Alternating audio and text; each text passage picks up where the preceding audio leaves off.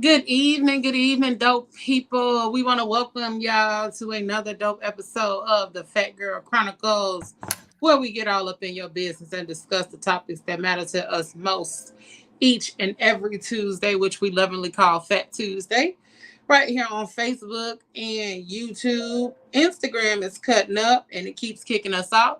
So we'll be right here for the duration of the show on Facebook and YouTube. And then, as always, you can check us out if you would like to listen to the show once again on all of the podcast streaming platforms. But we up in this thing tonight. What's good, everybody? What's good? Hello, beautiful people. How y'all doing? Hey. Yeah. Good over her.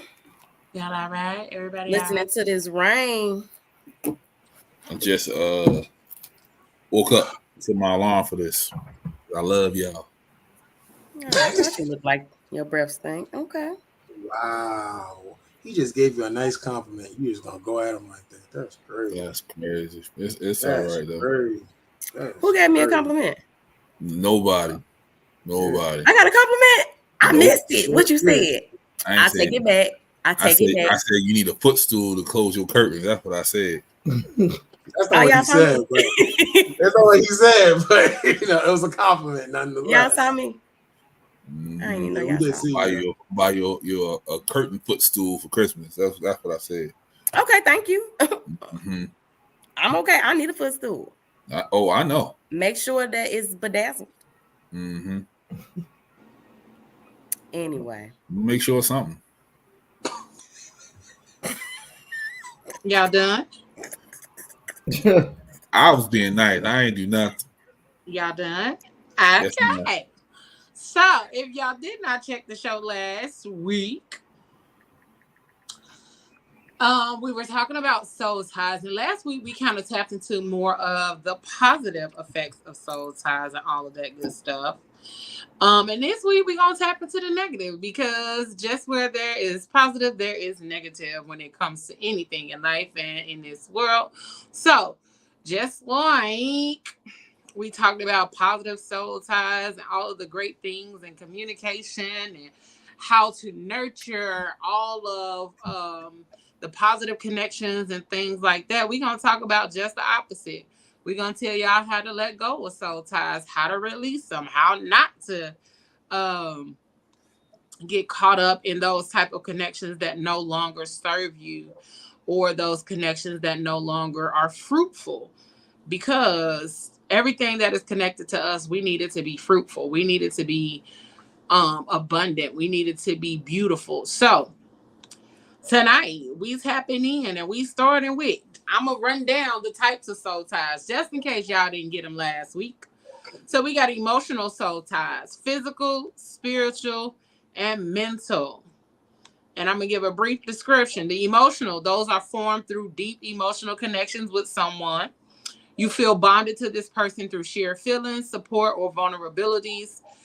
This can happen in close friendships, familiar relationship, or romantic partnerships. Physical soul ties are often formed through physical intimacy, particularly during sexual encounters. These ties can be particularly strong due to the physical and emotional exchange that occurs during intimate moments, making it harder to emotionally separate from the person. Spiritual soul ties. These ties are created through shared spiritual or life-changing experiences where two individuals feel connected on a deep, almost transcendent level. This type of tie is often seen in deeply spiritual relationships or transformative connections that go beyond the physical. And last but not least, the mental soul ties. These bonds are formed through intellectual stimulation or shared through ideas. People who connect mentally often admire and influence each other's thoughts and beliefs. So, there is that. And before we dive fully into this topic, we are going to get our little bit of news. And then we're going to get right on up into this thing. Y'all know that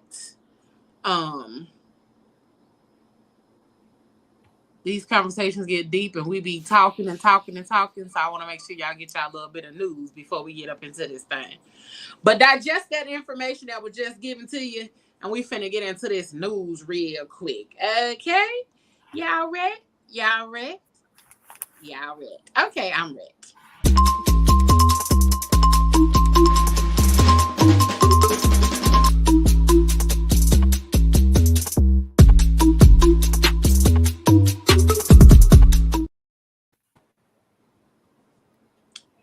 All right. This on you, Miss Ayla.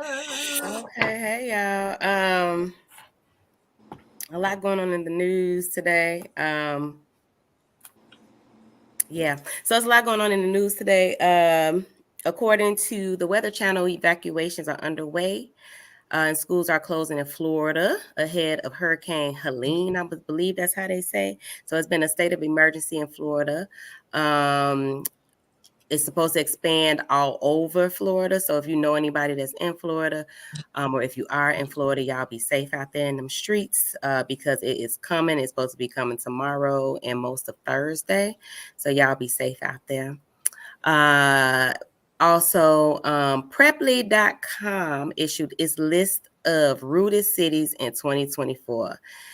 And among the top 5, I was actually surprised that Chicago wasn't on there. However, the number 1 city that is the rudest is Miami, Florida. Now, I've never really necessarily experienced that myself, but apparently Miami rude is all get out. So that's supposed to be the rudest city. I did have something else, but I completely forgot my notes. So that is all I have for y'all today. And now I'm going to take it back to the squad. Well, all right. So we gave y'all the types of soul ties. And we're going to talk about how to break. Now, let me double back. We're going to talk about the effects of negative soul ties because we can't even talk about breaking one until we know how to identify them and the negative effects of them. So, first and foremost is emotional drainage. Negative soul ties can leave you emotionally exhausted, constantly feeling weighed down by unresolved feelings, anxiety, or depression. These ties often leave you feeling stuck or unable to move forward. So, talk to me, y'all. What y'all thinking? What y'all feeling when it comes to these emotional soul ties and the emotional drainage? So, what's the difference between the drainage and just feeling stuck on a regular day as opposed to emotional soul ties? You said what's the difference between the emotional? Yeah, and this is just regular. I'm just feeling stuck in out in the world. I think it has more of a pull on you than it would if it was just like feeling stuck but that could be a cause of the emotional drainage. Okay. You know what I'm saying? Like feeling stuck could be one of the effects or one of the things that happens because of the emotional drainage. Like you don't really know how to navigate in this space. You don't really know how to identify, all of the other things that's going on in your life. So it could be one of the things that is attached to or tied to emotional drainage. Gotcha. Does that make sense? Yeah. So in that case, then shout out to that because that helps me get through a lot of TV time. I binge watch a lot of TV when I feel like that. Yeah, man, you get stuck in your thoughts, especially like you just thinking about that person. Male, female, whatever. Like you're just stuck on that person, and you really feel like it's almost like when you watch movies and they look at people. It's like you see that person in other people, and it's like you literally like in the Matrix. And you can't get out of it. So I don't like that feeling, but I do get a lot of Cosby Show time in because of it. So shout out to that. Not Cosby Show time. Not Cosby. Yeah, when I'm down like that, it's either the Cosby Show or 80s movies. That's how I get through it. So yeah, mine is throwback movies, and I actually like to watch murder mysteries or like love stories. I don't know why that is. And I love a good whodunit. I love a good whodunit. My brain works so I can stop thinking about that. So absolutely. And oftentimes, like with those soul ties and having that emotional drainage, sometimes you're not even still dealing with the person anymore. It's just lingering. It's lingering from past a past relationship or a past situation. I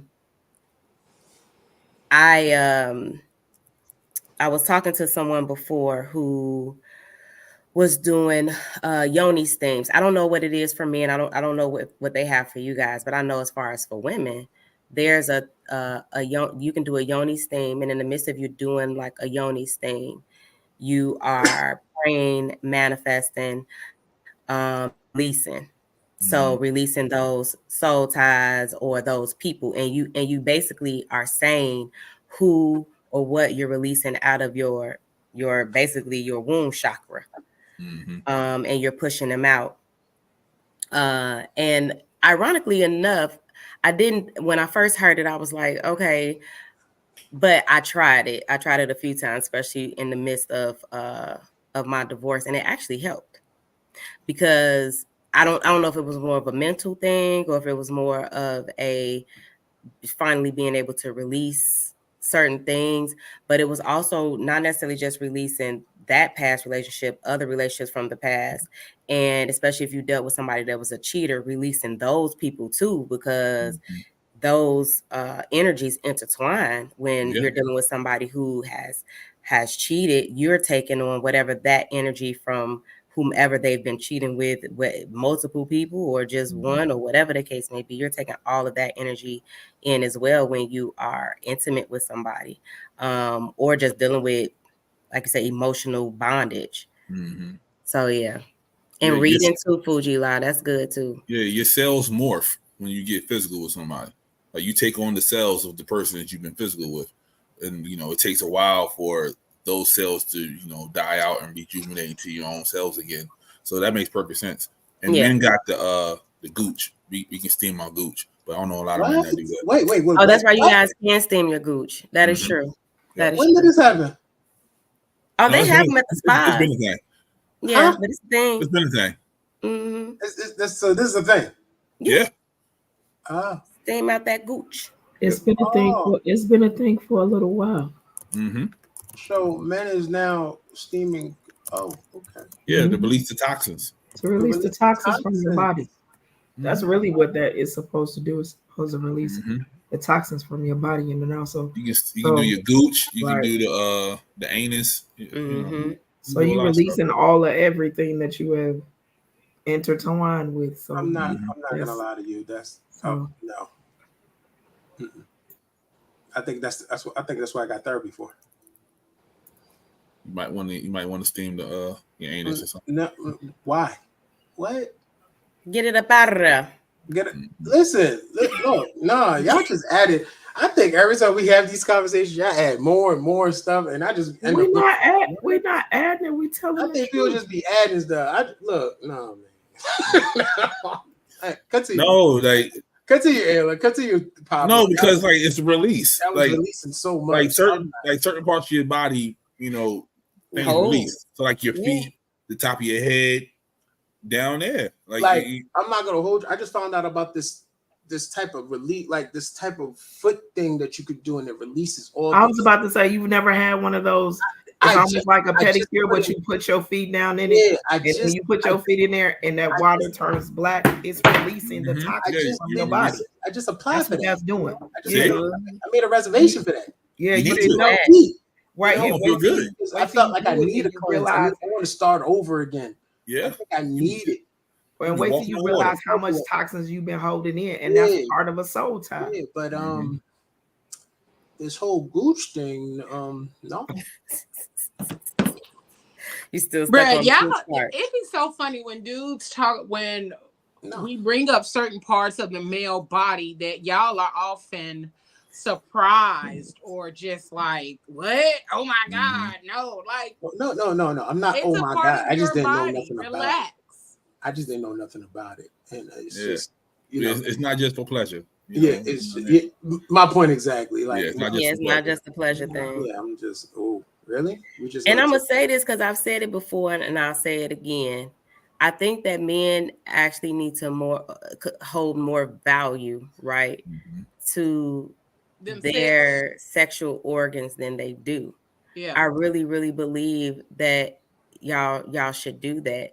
It's saddening and disheartening sometimes how reckless y'all can be, and it's actually a turnoff too. You know why? Whoa! I was just having this conversation with my good friend Leo right there. Leo, we just had this conversation. I was like, this whole tie thing got me all bound up. Oh, the whole conversation about it. Yeah. Yeah. So we do well for I could say I hold myself accountable. I was about to say, talk about yourself. Yeah, I hold myself accountable for a lot. But you're right. I think men do need to really step up and stop doing dumb shit.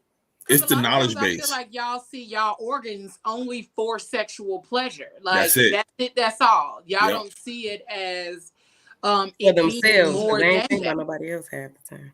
Yeah, like y'all only see it as a sexual organ. Y'all don't see it. No, as... you know what? Ayla just threw a cheap shot. Wait a What minute. did she say? That was an Ayla shot. That was an Ayla shot. Wait, come back again, homie. I heard but that's true though. Was saying Leo over here saying something profound. That's true though. Like men, just literally a lot of men go into we it. do. We don't give ourselves enough value. We don't. Yeah. I don't think we do. I don't. I know. There's something I'm like I said. I think my journey. I'm gonna call it my journey. I'm I like that. Learning certain things. Like, okay, all right, I am worthy of this. See, and that comes from your knowledge base. Yeah. Like most men don't know that they're worthy. Most men don't know that they deserve it. They don't know that we're magical creatures. Like, a lot of the guys way a don't human the way a human is formed is magical in itself. Yeah. So when men I'm not realize that, I just unlocked my little magic. I just exactly. realized that I was magical. So it's funny that and the funny thing about it, I'm being funny, but I'm honestly being truthful. Like, it's something I just realized within myself that I have value. Yo, I'm trying to tell you. Yeah. Because a lot of men don't think that. You know, we really don't. A lot of men think we're just weapons at this point. Whatever the weapon it is, strength, sexual, whatever. Like, we're just a weapon. Like, we're here to protect, and that's it. That's it. And that's it. Yeah. Yeah, that's it. And that's a lot of stress also to put on somebody. Absolutely. And it's also one of the things where you guys, like, a lot of times we say y'all are easy. Like, dudes are easy. Y'all easy as fuck. You know what I'm saying? Because all you got to do is compliment you, rub on your thigh, and y'all ready. Y'all don't care. Y'all don't care about shit after that. You know what I'm saying? And so a lot of times it comes to the point of like, damn, like, do you truly value yourself? Do you appreciate yourself? Do you understand like what you're capable of or who you are capable of becoming? If you had a little more discipline, a little more self-control, a little bit more of value, self-restraint. You know what I'm saying? And that also ties in with the soul tie, because you stay connected longer to somebody when you feel like you don't have value of yourself. You feel like you need that person to add value to your life. I need to take a nap before the show more often. Look at this. I'm preaching over here. Okay, look at you. Oh, no, you really are. But my thing is, for real, I don't. No, I'm just talking crazy to Kiki here. I don't want her to yell at me again. No, but I feel like that it's been a long time coming that a lot of men don't like. We need to find more value within ourselves. Only thing we're ever taught is we're supposed to provide and protect. That's it. Nobody's ever told us that we were more than that. Yeah, nobody's ever told us that we were important. And when you come from that, and then all of a sudden somebody's telling you something different, it's talking foreign. It's really talking foreign. If you're built on just being a protector and a provider, and then somebody's like, nah, you're more than that. And you just gotta look at the person, what you're talking about. That's because that's another soul tie. That's because unfortunately in our culture, that's the way it was to be. You were supposed to provide, protect, and provide for your family, but nobody ever told you that you were the anchor of that family and you were valuable to that family because it took you to lead the rest of the family. So now you're finally hearing like, I am worth something to somebody. Yeah. But it was always in our culture, no, y'all supposed to provide, profess, and just shut your mouth. You're not supposed to cry. You're not supposed to talk about it. You're not supposed to feel. You're not supposed to do none of it. So unfortunately, that's an old soul tie that we've all been taught. Like, hey, this man is supposed to do this, this, this, this, this, and this. And I don't care about how you feeling or none of that. He's supposed to carry it all and be the strong one all the time. And that, it get heavy. It does. And you hurting. And you don't know what to do and you don't know what to say. And then you say something to her. And then she was like, no, man up. And then you say something to your brothers. They like, no, man up. When you really supposed to have a conversation, say, hey, bro, I say you need to talk because something ain't fitting with you right now because you kind of off. What you need to talk about. Let me listen to you. And let me tell you, like, I've already been there. Let me tell you what worked for me. I don't know if it's going to work for you, but let me help you walk this walk. And you're not walking it by yourself. That's the heavy soul tie that we've been taught, unfortunately. And then also being able to take help too. Yeah. Because oftentimes men deal with things by themselves. Like they'll cope with that stuff, deal with that stuff. And Black men, the rate of depression and suicide for Black men has been going up. And it's like consistent, not just consistently. And no, it's like one of those things where it's like, well, they don't know, they weak or whatever the case may be. And it's like, no, you know how much. I think I wish that Black men understood how much their worth holds weight. Yeah, but that's the thing, though. Like you saying, you wish Black men knew. A lot of Black women are not letting us know this stuff. Like it's just this, that, and that's it. We're like we get into these relationships, and it's just me. It's all about me, and it takes a certain amount of, you know what? Wait a minute. I'm not gonna lie to you. I had to have a crazy, like Leo be like, yo, you need to cry. I cried. You know when I cried? In front of my mom.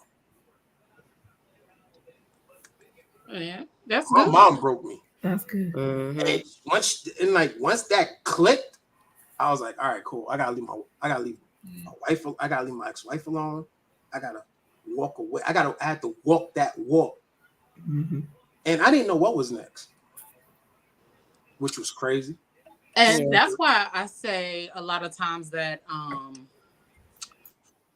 that what the hell happened? I don't like the expression or term or saying where they say Black men aren't truly loved unless they are providing financially.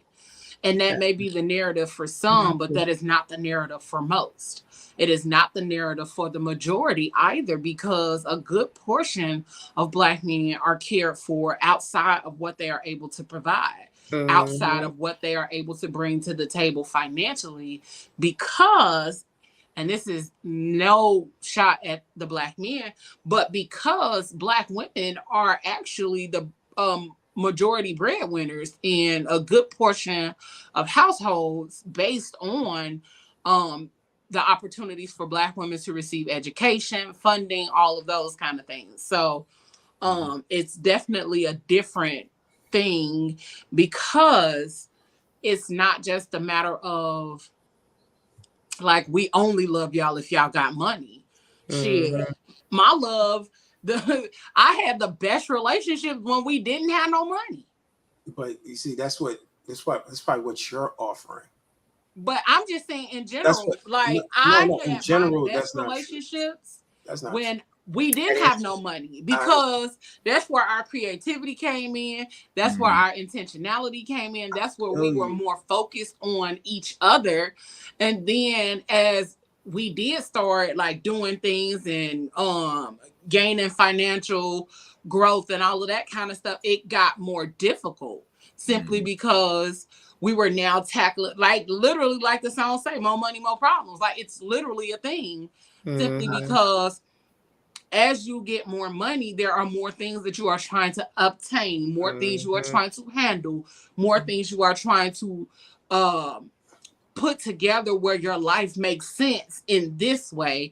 And you're trying to achieve an outer appearance of success, not just an inner feeling of success. So we try to line our lives up to look like success based on everybody else's definition instead of our own.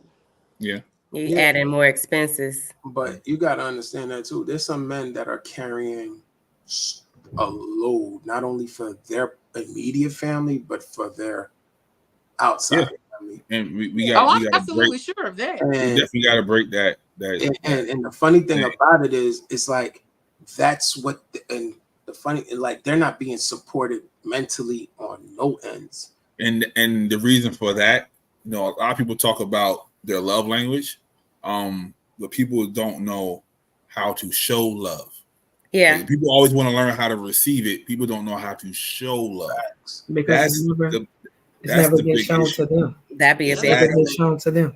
So they don't know how to. They don't know how to give it to somebody else. And they actually, a lot of them, they really don't know how to take it in either, because you've not been taught what the word love really means. They can't recognize what it is. They can't recognize it. When they see it, they be like, "Oh, you tripping? No, you just want to be around. You smothering me. No, that's really not what it is." A lot of people don't understand what the word, and that's men and women. They don't understand what the word love is and what it means, because they've never really felt it, and they've never been taught what it is. So a lot of people don't understand what love is to them. Right.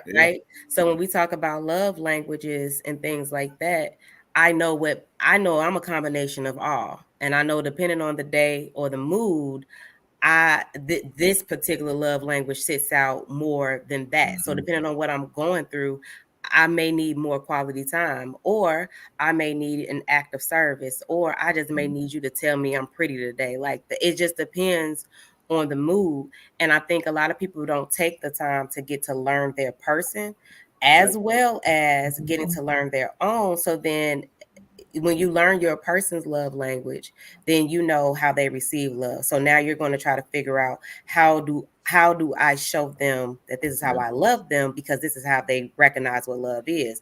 But then also being able to understand that sometimes people show up in their love language. So if their love language is this is pretty much what they're going, what they're giving. And also being able to receive it when they're giving it to you, because this is how they show love. And I think people just end up clashing in those spaces. And Moses, I wanted to fall back on something where you said where a lot of men, or where you were just doing like the majority of the comparison of women being able to provide or do something. I forget which part it was. But I think what ends up happening is this disconnect, right? You have a bunch of women who are very soft and they speak life into men. And then you have the men who take it and they take advantage of it, right? So you have that part. And then you have the men who are the providers and they're doing their part, or what society says is their part as a man. And then you have the women who are taking advantage of it and say, "Oh, this is what you're supposed to do because you're a man, blah, blah, blah," anyway. And then we always constantly find ourselves, those people end up finding we're more of the people pleasers. So we're trying to constantly get those people who don't appreciate or accept it to appreciate and accept something, instead of leaving those situations and finding somebody who actually accepts and appreciates what we bring and what we offer to the table, and then we end up, that's how you create people being scorned or holding on to like all of this baggage, like the unhealthy soul ties and all this other obsessive thinking and everything that is being posted in the chat. And then those behaviors start to come, and how it like it traps you into a mental loop. And now you're like, you get to the point where you like, the moment somebody gives you some type of form of something that you received before, you shut down, you push away, you like, no, because I seen this before. Yeah. So one of the things I was gonna say, Ayla, was there's a misconception when it comes to love languages. When we take the love languages quiz and you see that this one has a high score and the rest of them have lower scores, we all are a combination of all of the love languages. There are certain ones that speak to us more in certain times of life. So at one point, I was very, very high on the quality time spectrum. But as my life changed and I started doing more things, now my quality time is still my top one, but now it is more so even with acts of service, simply because I might need you to do some stuff because I can't do as much as I used to. So I might need you to do some things for me. I might need you to go pick up my groceries, or just volunteering to do those things for me because you see I'm busy.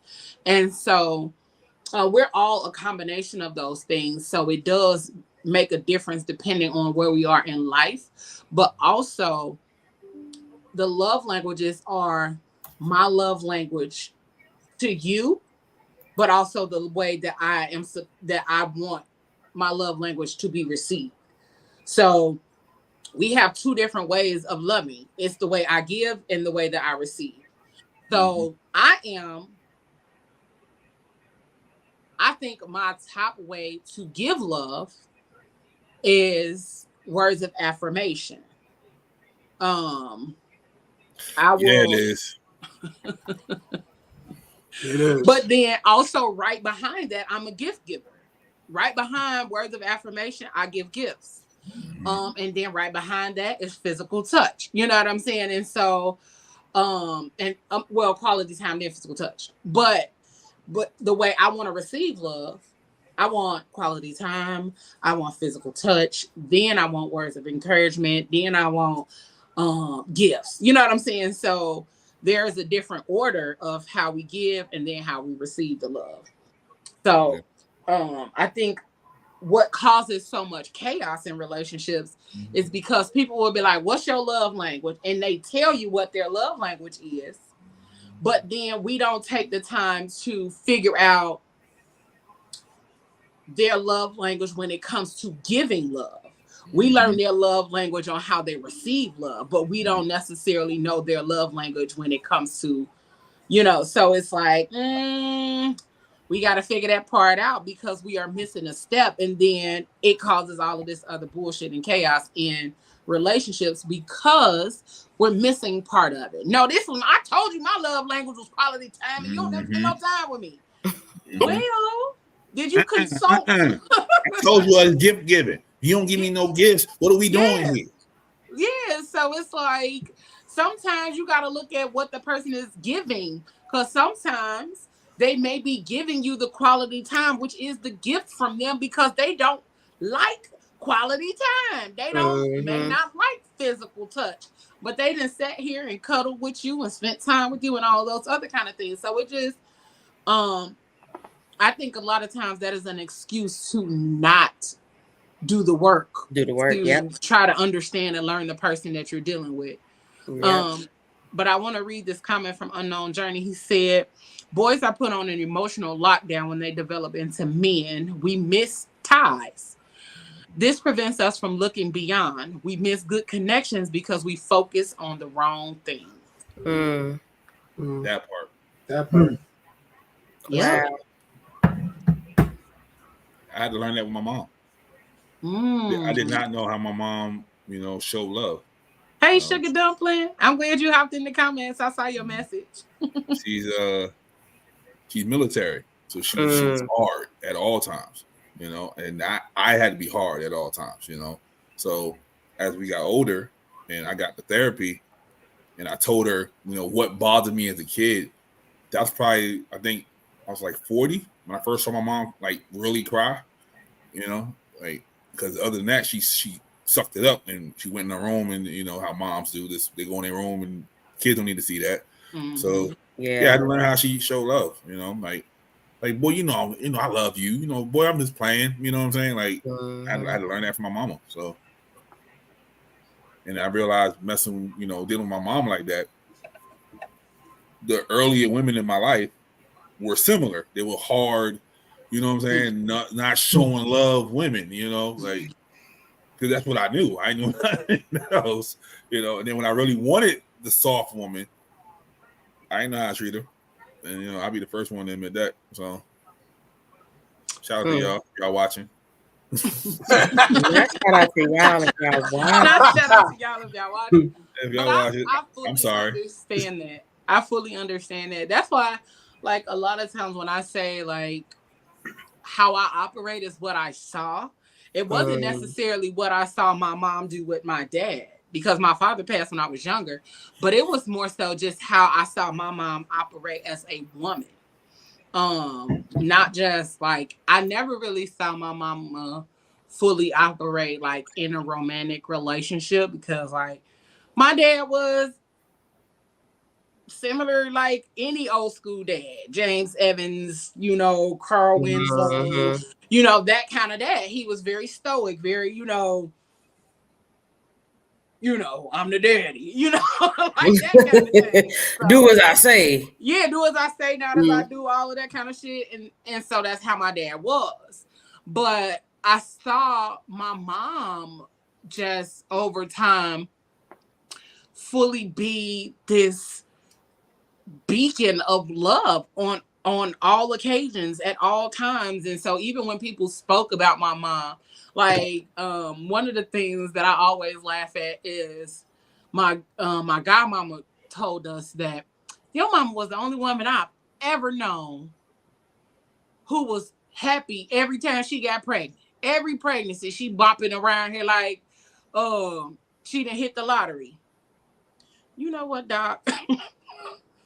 But he got the stuff. That was just what I feel like, that was what that she understood as her life's purpose, was to create life, to be love, to be light, to be beauty. And so that's how she was. And so everything that we experienced in our childhood, and so when we talk about our childhood, it was grandiose. It was, you know, my mama did everything big. And so even when I be talking about doing shit, y'all be like, Leo, you know what, really?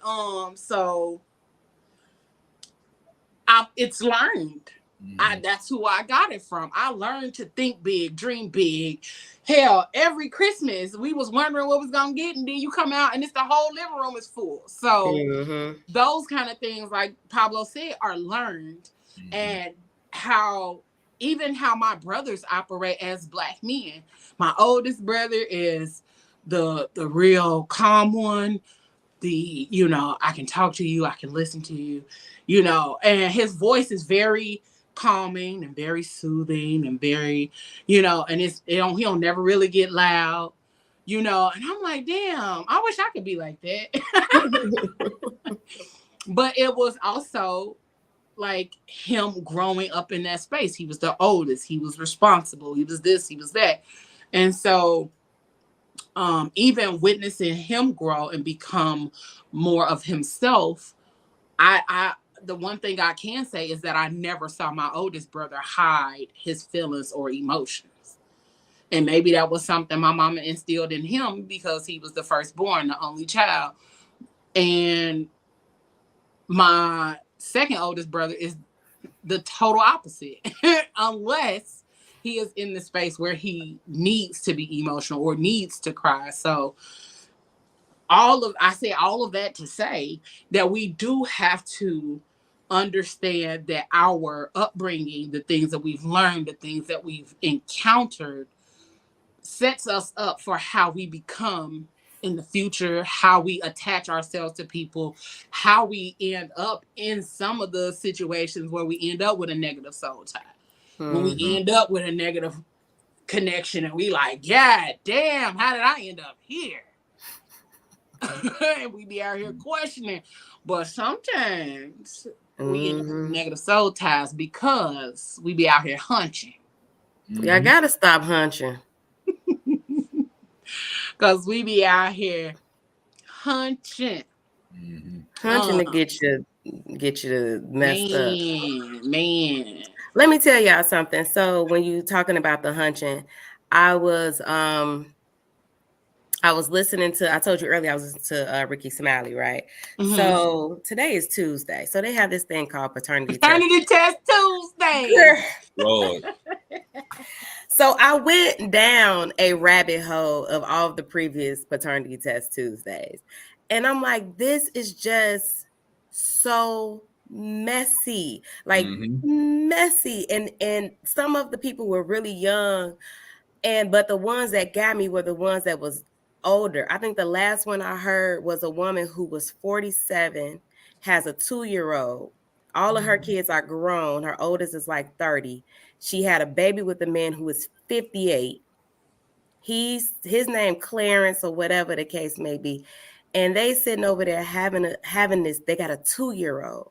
And it was just so messy and so dramatic. And I was just like, it's so crazy how us as a people, I don't even want to say it's just Black people. I just think it's just as a people in general, no matter just the human species, how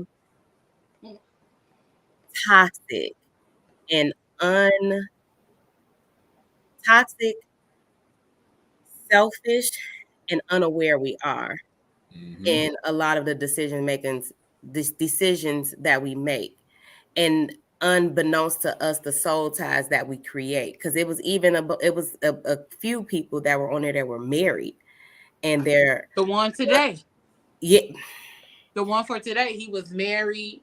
Well, they were separated, and he met a girl at Red Lobster.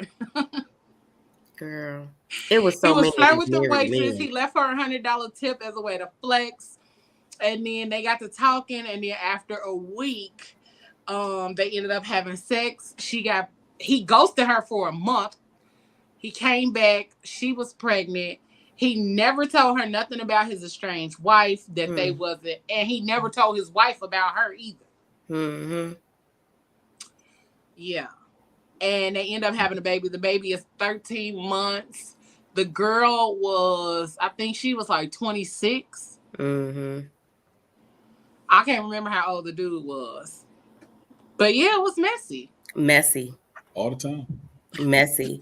And most of the men that were on there were not, like a good majority of the ones that I did hear, a lot of those men were married. And that's what I mean by, and some of them was going through their issues. Some like we separated, okay, all that other stuff in between. Okay, cool. But that's what I mean by, and a good portion of these were like she said, they met in a week, smashed in a week, met that day, smashed that day, and now you got a child. Yep. Y'all, it's like y'all really got to be more careful with y'allselves. And then women too. I need to let y'all know. All right. Women too, because it was women on there that's just like, oh, I met him at New Orleans. We was at the Mardi Gras. He was fine, so I gave him some. So you gave him some, he fine, and now you pregnant. And then it come to find out wasn't even that man's baby. So who ain't no telling who she smashed, right? Well, at Mardi Gras, the lines at CVS is long. Okay, nobody trying to sit in them lines. Whatever the case may be, why you ain't bring none with you? People got to be more careful with themselves, and that's it. That's all. You got to be more careful with yourself, and you just giving away. Like, it was women that saw the men. Like, 2 of the cases, the woman pursued the man knowing he was married. The wife is right there, and she slid the number. Oh wow! And got mad. Like, well, I guess you're gonna go back to your wife, ma'am. He was all married when you slid him the number. If she was doing what she was doing, you wouldn't have took the number. Exactly. You gave him the pass to tap it. Now he tapped it, and he going back to his wife, and you feel away. And that's what I mean by people just got to be more. It's too much. Yo, this is thumbnail right here. The selfish and honestly, that's not a form of loving yourself when you think about it. But when you're going through a divorce, I'm sorry, your head is not there. It's okay if you're going through a divorce and your head isn't there, but a good portion of these men were all the way married. Yeah. All the way. And she's saying you gotta protect yourself too. You have to protect yourself. But that's the thing. Well, all right, so I'm only talking for the divorce part. The married part. But like when you're going through a divorce, you don't know what the hell you're doing. You don't know whether you like. You're such in a vulnerable, crazy spot.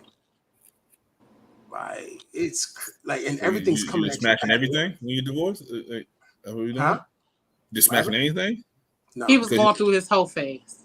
That's what you would do your whole phase during the divorce. That's wild. There's a lot of men that do that. I mean, it's a lot of women. There's a lot of women who do that too. It's a lot of women. Normal. It's a lot of people that do that. Like. I didn't want to be bothered. I did not. I can't even say that Moses said that's normal. I can't even see that as being that is normal. That's normal for some people. Mechanism. Yeah, but my thing is, from my divorce, I was just so confused. It was like you didn't know how to feel. You felt disappointed within yourself. Mm-hmm. You felt like a failure. Yeah, you felt like a failure. Mm-hmm. Like more than anything, you felt like a failure. You felt like a failure, and then after that, like you had to go. Like, I think that's when I was going through that. Then my mom got really sick, so now I was spending more one-on-one time with my mom, and then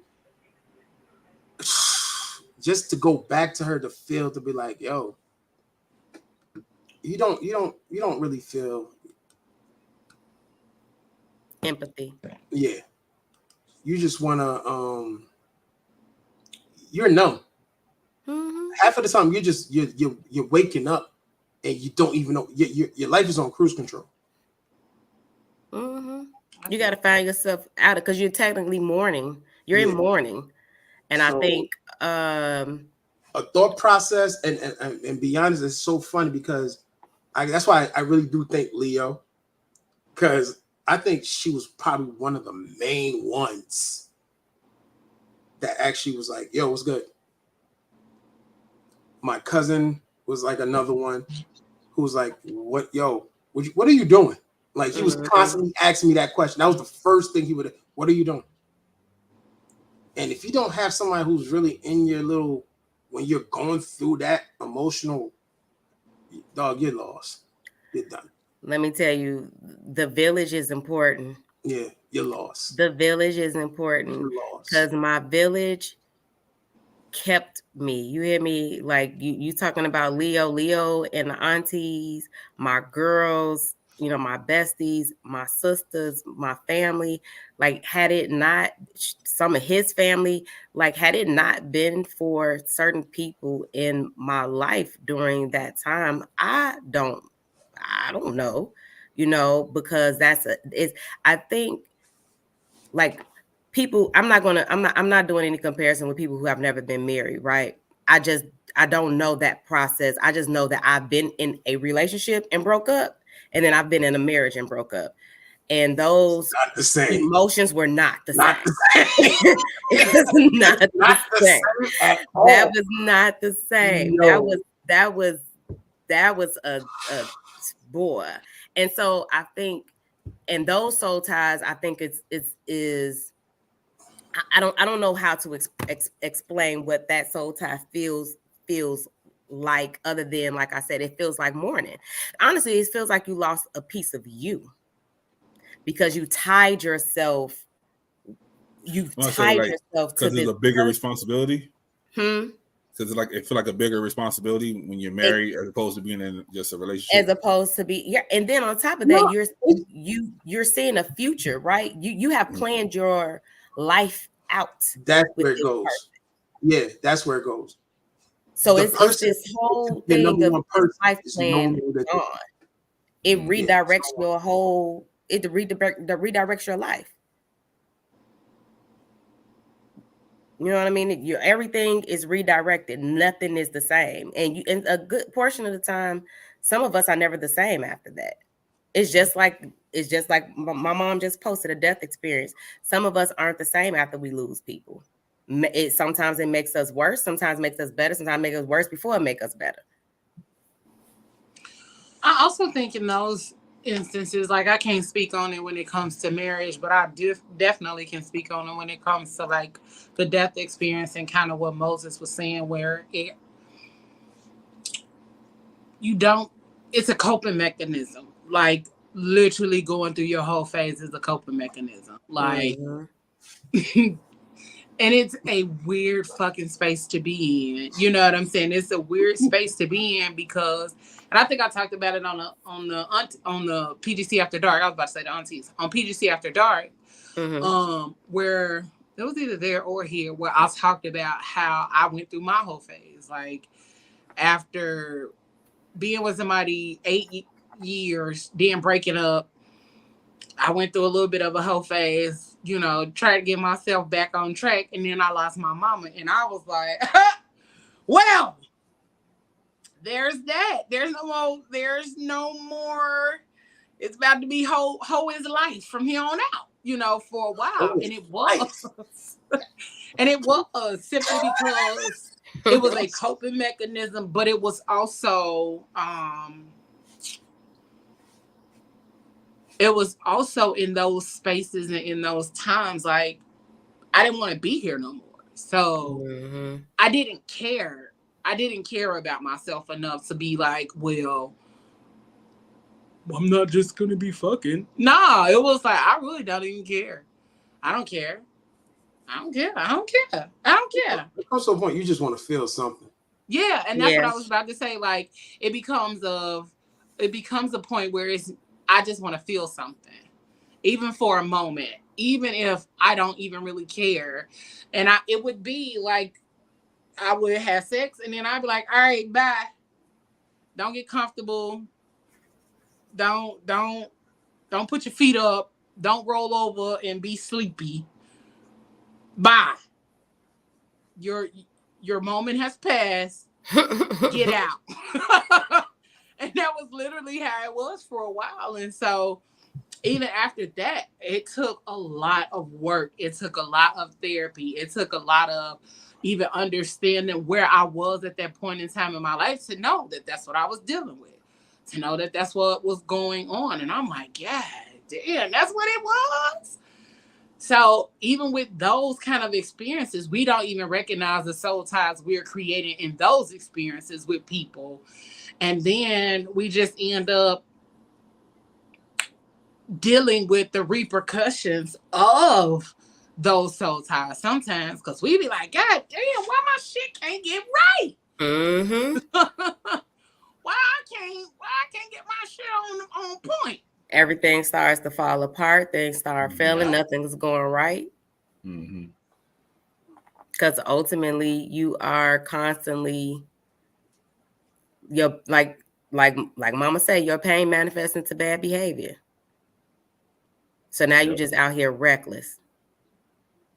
I mean, I don't think I was reckless. And like when you have a soul tie, it's almost like soul ties. Did you say that? I said you created more soul ties. Yeah, like so it's like I equate it to like having a pet. You know what I mean? Like you had a pet for so long, and then the pet runs away or whatever, or the pet dies. You come home and you be like, you know, your muscle memory is to where the pet, like, oh, they're not here. You know what I'm saying? Like that's what a soul tie is to me. You're so connected to that person, the muscle memory doesn't leave you of, well, me and this person do this. So if you walk past the ice cream shop that you and them did, you know, oh, I remember that summer. That brings back that emotional, you know what I mean? Like, you be like, I ain't want that ice cream no more. You know what I mean? Like, you can't eat certain stuff no more. Like, you can't hear certain names no more. Real nice to you, like, hey, I just went over to such and such. I went over such and such, got you a banana split. I don't even eat banana splits no more, dog. Don't even worry about it. Don't even trip on it. Go and keep that. Can't even go to Applebee's no more. I ain't even gonna lie, like, yeah, bro.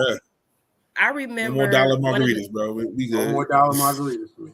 one of the things that happened to me, it was stuff like that where it was like, I don't want to have certain type of food anymore or do certain things.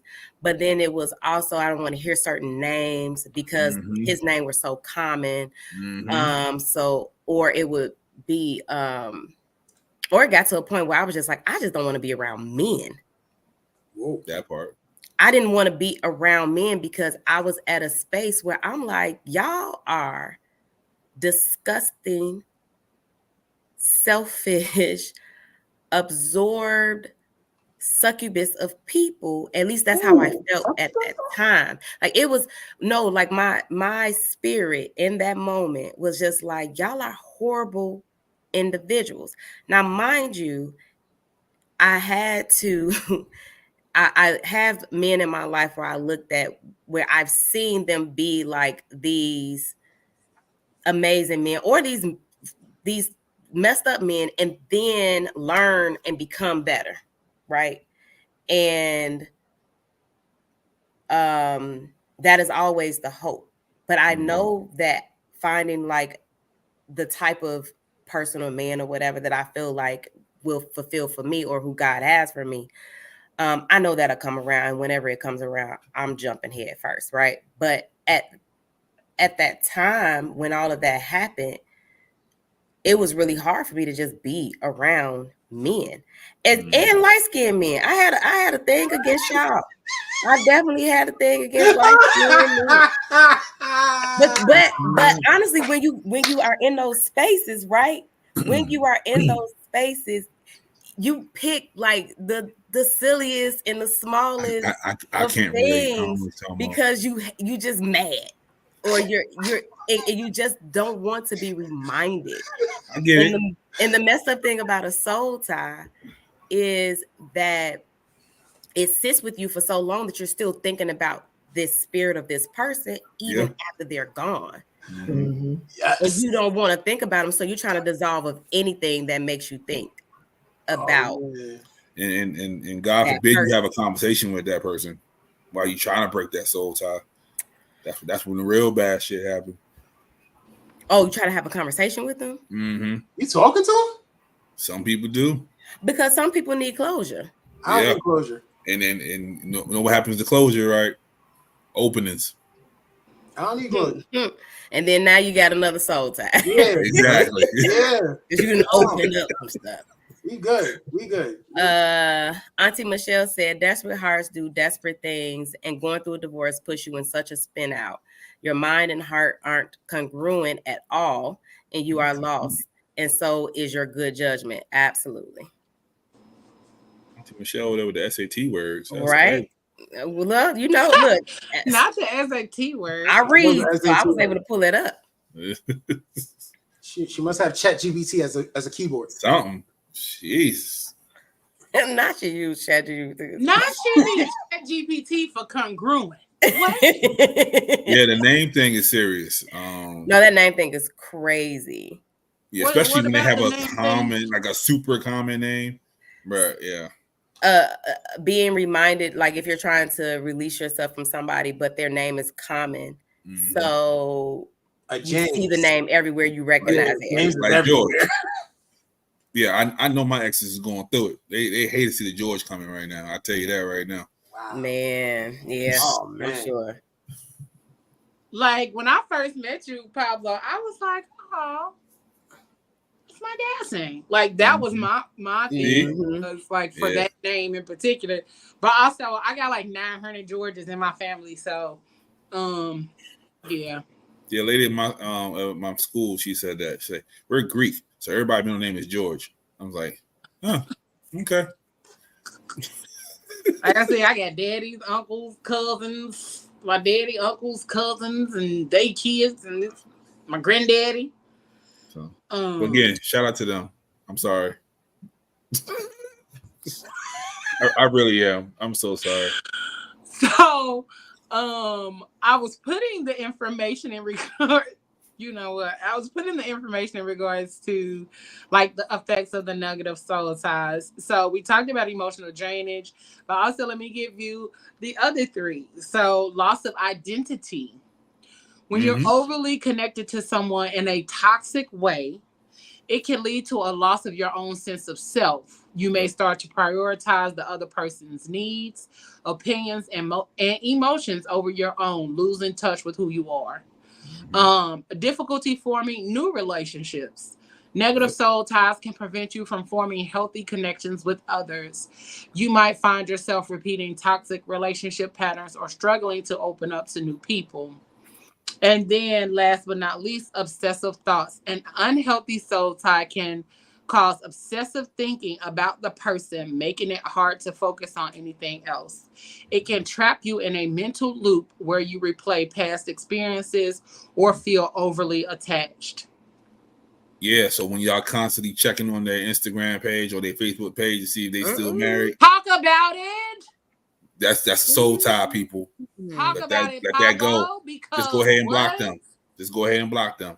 At that point, you gotta block them and take them out your phone and stop going back to them past text messages too. Apple, you need to delete all of that. You need to delete the text messages, delete the phone number, delete the pictures, delete all of it. Because now you sitting around and you consume all of your day because you over here on their Facebook, Instagram, Snapchat. You looking at that? You even went on LinkedIn. Right. Who did? Oh yeah, I see y'all new job. Congratulations. You need a little bit of Jesus if you on need some LinkedIn. Jesus because now you on the LinkedIn page. They not doing nothing over there. You a special stalker. Delete everybody. Oh, so I saw you liked your boss's picture on LinkedIn. Exactly. Wait a minute. So I saw you applying for a new job. What's that about? I saw that you was applying. Not applying for a new job. Congratulations on your promotion. Like I have experienced that. I experienced a person who was like taking everything that I was posting and making it personal. And I was like, wait, like that didn't even have nothing to do with you. Like, what are you talking about? That was not even in connection to you or anything that you thought I might have been saying to you. But that shit was, It's a coincidence. It makes your eye twitch. Okay. And so that's convenient. Okay. You talking about onion rings when you know I eat onion rings. Right. Like what? Right. When you know my favorite food is onion rings, but you always talking about onion rings. You trying to drop subliminals. Right. First of all, I'm not gonna give you no subliminal message. If I wanted to say something, I'm just gonna say it to you. What? You know I'm allergic to tomatoes, and you gonna bring tomatoes up. Okay. Right. You know I don't like tomatoes. What? Not you know I don't like tomatoes. That you don't like them. I wasn't even talking about you. We were just having a conversation about tomatoes. I just said he left the tomatoes off my sandwich. That's all I said. Right. These them kind of people. This is them. Yep. Exactly. This is how they end up in your face and on some other shit. That's them kind of people. Yeah, how the hell you got a picture of Chucky that fast? Crazy. Because she keep it in her arsenal. Yeah, you got a picture of Chucky that fast. Wait a minute. It's already over. Leo, keep that picture on that. That's I got right there. 2 pictures of Chucky. Is this one too? That one is me. That's me. Right the now. Fuck? That's how Chucky looking like. The fuck? Right That's me all day. I'm that Chucky. But yeah, like those are the kind of people that like it'd be like, bro, what? It look like she But I've found myself in that space before too. Like trying to see what they posting, when they posting, and all of that kind of stuff. And I had to talk myself down, like, girl, you need to calm the fuck down. Like, let it go. Just delete, just block, just do all of the things Anisha said, because otherwise it was going to be a full-on, like, I was consuming too much of them. Now I'm like, yeah, damn, you wasn't even that amazing of a person. So what the fuck?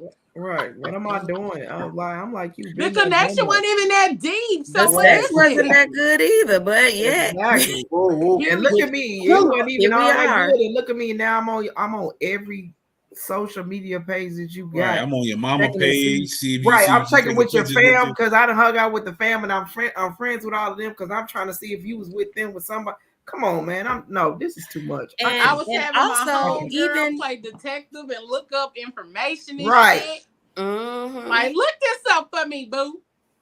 And then also doing the stuff in the midst of the y'all don't need to know who my source is, but and also doing the stuff in the midst of the relationship. Shoot, before the relationship is even over, doing it in the midst of it. I was good for that. I found out so much stuff at one point. I was like, I feel like I should probably be working for the FBI. The way I found things out, I knew addresses, I knew locations, I knew timestamps, I knew what their grandma name was, the phone number. I knew too much information because I was too consumed in that. That's too damn attached. Too damn attached. And that's why I tell people all the time, like, as far as honesty is concerned, if you're gonna do whatever or be whatever with somebody, always be honest, because people gonna be how they're gonna be regardless, right?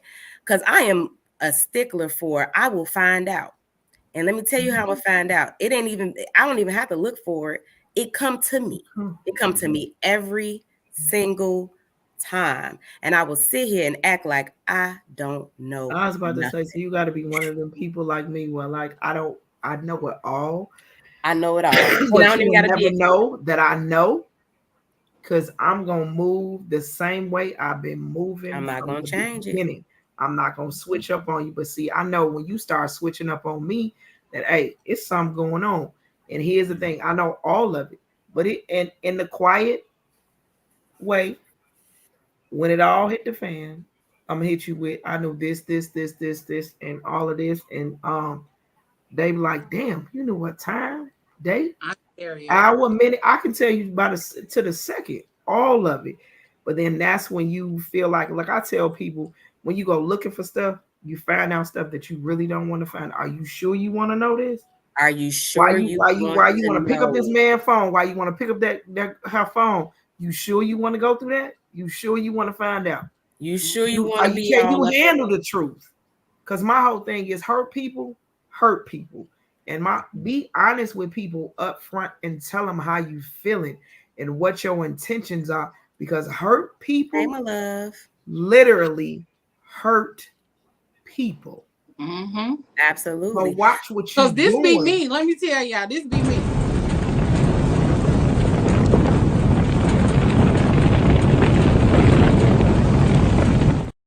And when you came home, it's still out there. I ain't mad though. And not at all. Not on my mad though.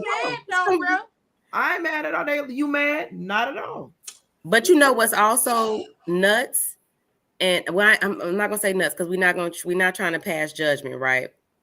But going and looking for something, not finding it, and then being mad because you didn't. Mad because you ain't find. Mad because you didn't find nothing. Why you mad because you ain't find nothing? Who told your ass to go look at what you gonna look for? So now you mad because you ain't find nothing. What?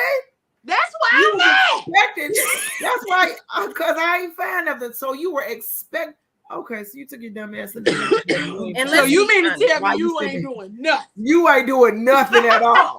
And now you mad because they ain't doing nothing. Because we need a reason why. We need a reason why things aren't going the way we want them to go. Right. If you're not showing up for me like this, if you're not doing this for me like that, if you're not, you gotta be doing it for somebody else. You gotta be doing it for somebody else. And then, but we never even stop to think about maybe they just don't know how. Maybe they just don't know how. See how he brought it back? How. It's not that they doing it for somebody else. It's just that, hell, they don't know how. And we never really gave them the option to say, I know you need this part from me, but I don't really know how to do that. So be easy with me. I'm trying to learn. And now you pissed like, no, because you was doing the woo wop the back. No. And it goes to being teachable and being learned. Right. And show them how to. Sometimes you got to show a person how to love you.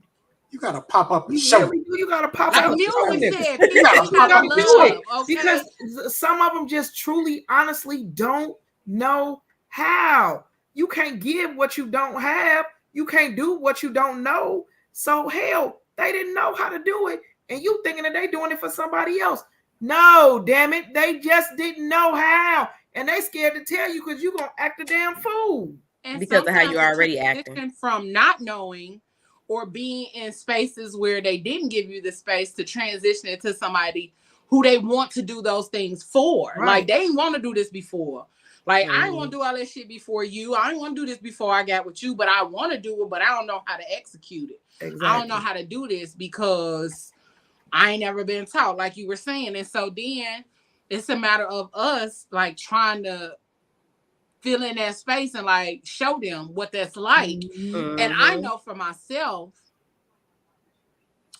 if we're having a conversation and you don't let me know that you don't know something, it's not that I'm expecting you to just be able to do it, but I try to make it a safe space for you to tell me that you don't know how to do certain things at some point. Mm-hmm. And like Pablo tickles me all the time because he be like, yeah, Leo whooped my ass with love. I'll tell you. Be whooping me. Because when I first met Pablo, and then after we started working together and all of that kind of stuff, and after a while, y'all know, I say, I love y'all. I say that all the time. I say that to people just in general conversation because I do genuinely love y'all. So when I first met Pablo, and I would be like, or when we started like working together and kind of knowing each other a little bit more, and I'd be like, all right, I'll holler at you later, G. Love you. And he'd be like, all right, bye. And I'd be like, okay. Okay. All right. Okay. Not the face. Okay. Not the face. Yeah. Okay.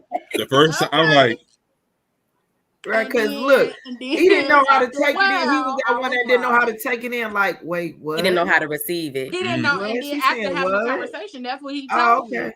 And the more I kept saying, what you talking about? You don't know. I'm like, all right, like, he would literally just not say it. He would not say it at all. And I'd be like, that's really. And I literally would be like, something about this shit ain't sitting right with my spirit. I don't like this. With them arms folded like that. It's the arms folded. Listen, Pablo said that face look like man, and so it honestly does. That does look like a face you'll make. And I just kept like, well, maybe he don't know, or you know what I'm saying, or maybe that's not something that he says on a regular basis. Mm-hmm. And then we ended up having a conversation, and he was like, "Oh, that word it's too much for me to say sometimes, or it's hard for me to say that all the time, or whatever." And I was like, "Oh, okay," you know. So I didn't take offense. It wasn't that I took offense to it initially. It was just like, oh. Yeah. You don't say that to people. It was more right, because it's so common for the reciprocation. Yeah, I love you too. And I was like, oh, okay then. But after a while, he was more so like, one, I've had to realize, that people have to get used to my kind of love. Mm-hmm. Like, cause it's loud. My love ain't quiet. My love is very loud, very up. Loud, heavy, hard. If I fucks with you, I fucks with you. You know what I'm saying? And that's how I am. But I'm also gonna love on you. I'm gonna love on you when you wrong, when you right, all of the things. Mm-hmm. So you saying that's how loud my love is, Pablo? Yes, Lord. And I have learned over time to be okay with it. Mm-hmm. Because at first I didn't know how to be okay with how I express love or how I love on people and all of that kind of stuff. But again, I'm like, that's where the fuck I came from. I don't know how not to express love or how not to be, loving on my people out loud. That's why I can't be in no private situation. Because I want to love on my person out loud. Like, you ain't to have me out loud in front. Everybody ain't got to know. Yeah. But everybody ain't got to know, but But I'm gonna do what I love. Yeah, and so I say I love you to my male friends. Yeah, more. And then that's why I started laughing because I think it was Well, Did Doc just say I can't with Not Doc? feeling. I can't. Doc just said if I say I love you to a man in I just read 2020, that. I was like, oh, they gonna God. think I went to a To Diddy a Diddy party. I party. think it I was around cannot. Christmas. Was that year before last? When you finally was like, I love you, Leo. And I was like, oh, look at this guy. And then recently he said it to everybody first. And He said it to everybody was like, everybody first. Yeah. And everybody's like, hello. that man been in therapy. He Wait, and been then hung up. talking to Yeah, hold on quick. And then I just And then hung hung hung up. up. He was gone. He showed, listen, when I tell you, Pablo said, all right, love y'all. It just clicked off. Out. He was I out. was gone. He said at first everybody was shocked, and next thing you know, before we can even say it back, that man was gone. He was like, all right, nope, I don't need all of that. I'm gone. I said what I needed to say. Oh, man, Pablo. Yeah, but giving each other those spaces and that room to be loved and be loved on, all of that kind of shit, like we gotta shift the narrative and how our Black men are loved on, how our Black women are loved on, because there are so many podcasts that talk about divisive things, and in our beautiful ass podcast over here, we be talking about the connections and the coming together, and even on Start Carrigans, and it's a lot of other podcasts that talk about bridging that gap between Black men and Black women and bringing us back together and having those moments where Black men and Black women are truly, truly loving on each other, because that's the only way that we gonna be able to come out of all of the shit that we're in. It's through love. It ain't gonna be through shit else. Love and communication and connection. That's what we gonna do. And doing the work. That's the only way it's gonna work. But we gotta start setting some boundaries. And then also I was in like real heavy toxic relationships early on, where I couldn't say I love you to someone else if it wasn't her, because she'd be like, got it. What you mean you love her? Like, how you love her? Because you know what it was? It was her own insecurity. It was her own, bringing off on you, because you just genuinely are loving on other people, and she couldn't accept that. If I'm not gonna get it all, you ain't gonna give it to nobody. Yeah, that was you the whole saying that to other people thing. was now her trigger, and that's the hard part about it, because some people just somebody else that don't know that because he can love me, her, and it's different type of love. It's different types of love. It's a different type of love with them than it is with me. So it's not the same thing. So how can I be upset because he said I love you to somebody else? But it was her own insecurities that she had to deal with her, and she portrayed them off onto you. So which means here's another that soul tap. You didn't shut yourself down. You didn't dim your light because you stopped being who you were because she didn't like it, or because he didn't like it, or because they don't like it, because they insecurity because they insecure and they own and it's something and the just of it is something that I had to learn as well, because with me loving on people, I love you and I'm a rock hard with you, but I say I fuss at you, but it's in a good way. And if I don't say anything to you, that's when you should worry about me, because I don't give a fuck what's gonna happen to you, what you do when I get quiet on you.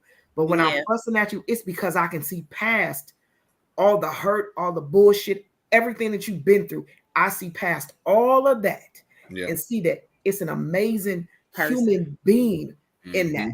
And you can do it, but you got to get out your own way. And I had to learn how to get out of my own way. So it was just like this weekend, because I do table talk and I did it this weekend.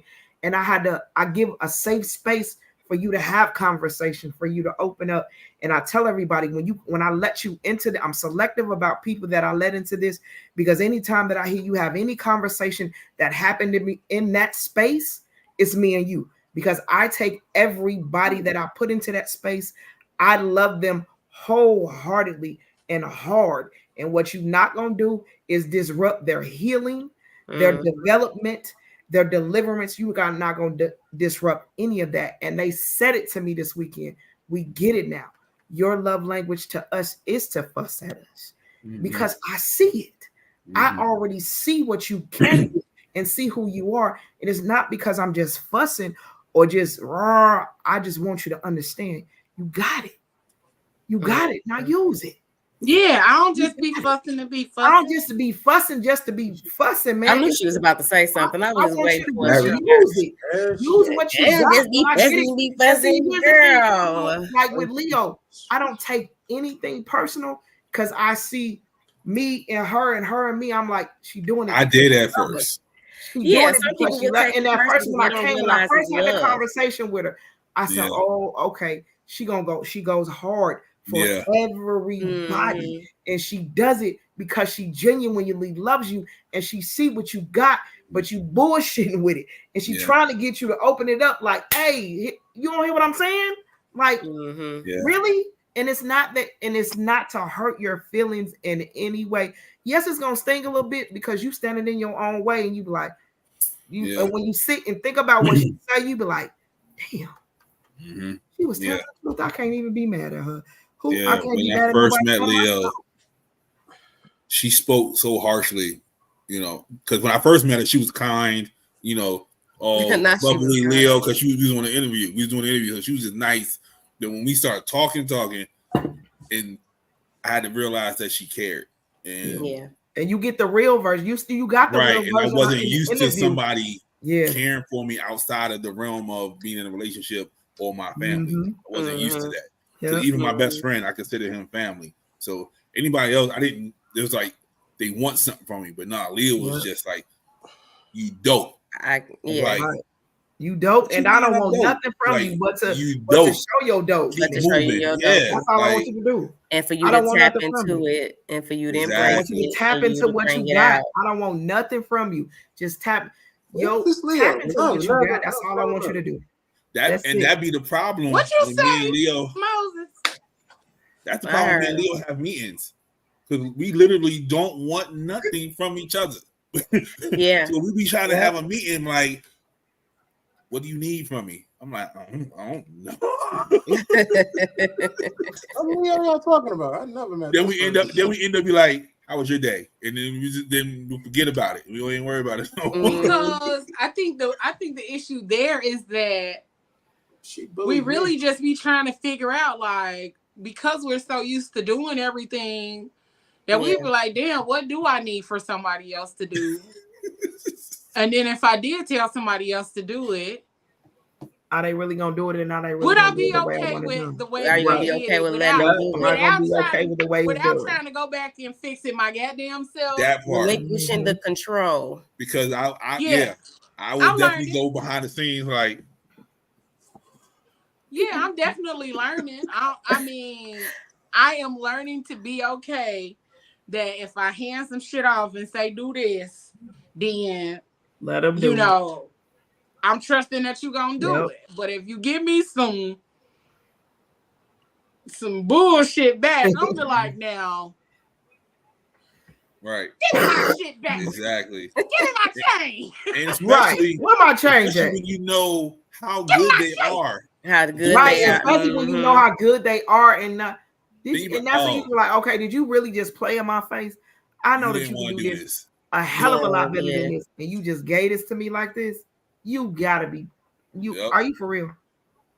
I'm so happy that y'all. That's when you come back with the fuss, like, okay, I'm happy that y'all have this great relationship with Leo, because I'm not gonna lie, I just tell her to do everything. Yeah. Okay. I just tell her to do everything. Yeah. Even though when she calls me, like, Moses is the opposite of me. Yeah.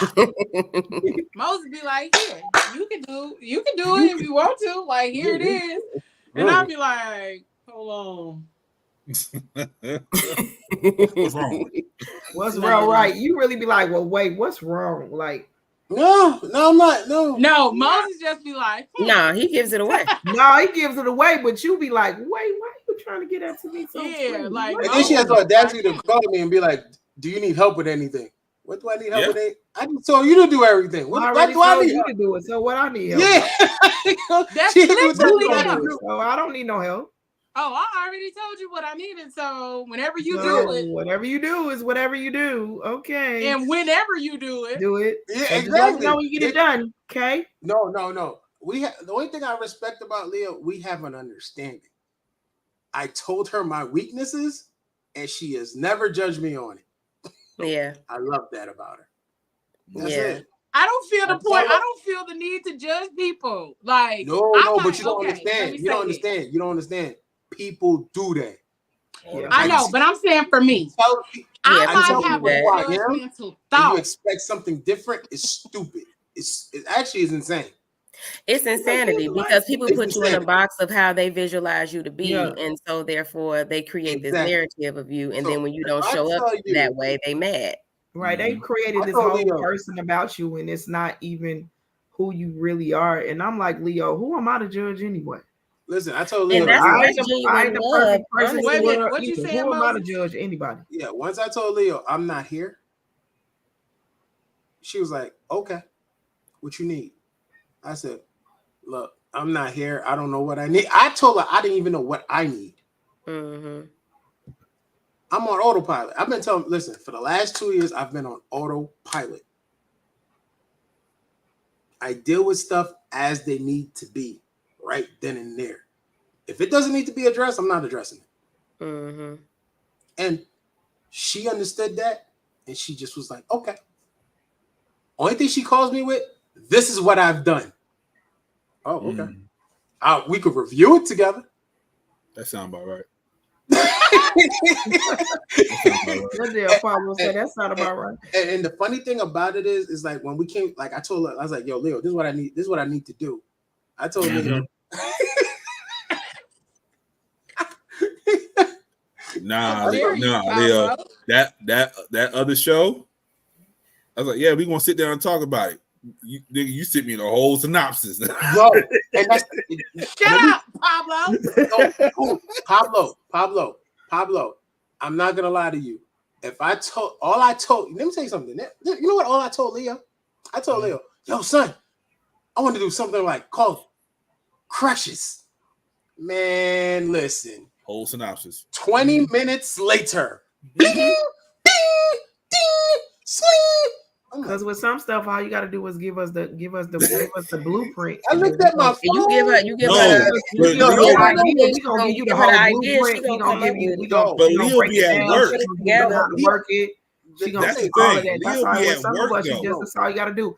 You give us 3-4 words. We're like, oh, okay, and yes, while you still talking about it, it's already. But she's a creator, and once you get her brain going, it just once her mind starts, it's already so going. then it just keeps going, and that's just pretty much how she is Chat GPT.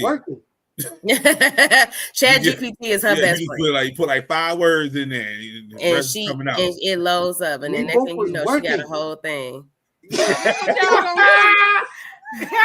Yeah, that's okay. I'm done. Because we didn't deviate from the task at hand. Oh no, it's not a bad thing, though. It's not a bad thing. It's just not a bad thing. This is a soul tie. Look, everybody's explaining their soul tie. I'm explaining mine. You know, like the way I met Leo, the way y'all talk about Leo, I feel like this. Interesting. It's good. I didn't mean it like that. Irritating. I didn't mean it like that. I didn't really start getting to know Leo till like things got dark for me. Right. Because like I said, me and Leo met always on some professional stuff, whatever. We talk. I used to make fun of her on how we met, but that was about it. But me and her didn't start talking really one-on-one until stuff was dark. And then anytime she would call me, we would talk about some type of business, but I'd be like, "Yo, Leo, I think I want to do this." Everything for me would be, "I think I want to do this," and she'll just send me, "Bing, bing." I'm like, "What? All right, you know what? Okay, cool." But sound about right. Yeah, but that's why I knew she was different. She was different from day one, because I've never met somebody that you could just tell them this much and they'll give you this much, and you'd be like, it's to the point I had to tell her, "Can you stop? I'm getting overwhelmed." Yeah. I was getting like right. She was triggering my anxiety, which I didn't know I had. That's her love. Like on ideas. So yeah, that's her love, man. Yeah, that's how she gives love. She knows, like, okay, he's struggling with this, or he can't get this put together. I'm gonna do this for him real quick. You know what I mean? Boom. I told her I wanted to do my Leo the type of person that'll come to your house and she'll clean your house. Man, that's the type of person Leo on. But that goes back to us talking about soul ties and being able to accept certain things, receive certain things, and then when you know that someone is struggling in a certain department, so you pick up and you make the choice to say, because I love this person, because I care about this person, I'm going to do X, Y, and Z because they can't do this for themselves right now. Or I'm going to show up in this space. So it goes back to what we were just saying, as far as, and when we were talking about even in the relational aspect of it, or even in the friendship aspect of it, and just knowing that this is where your friend or your person or your partner or whatever is slacking, and knowing their love language, or knowing what they need, and then showing up in that nature and showing up in that matter. That's how you recognize when you have genuine love, and somebody really genuinely cares for you. Because oftentimes you'll tell somebody, hey, this is what I need from you, and then they'll create a whole situation of, or synopsis, or a whole scenario of why they can't provide none of that stuff for you, or you're complaining, or you're doing too much, or they blame the past person of, I did this or for they somebody blame else. something in their past, like they wanted this, that, and the third. That at the end of the day, the people that you love and you care about, guess what? You're going to show up for them.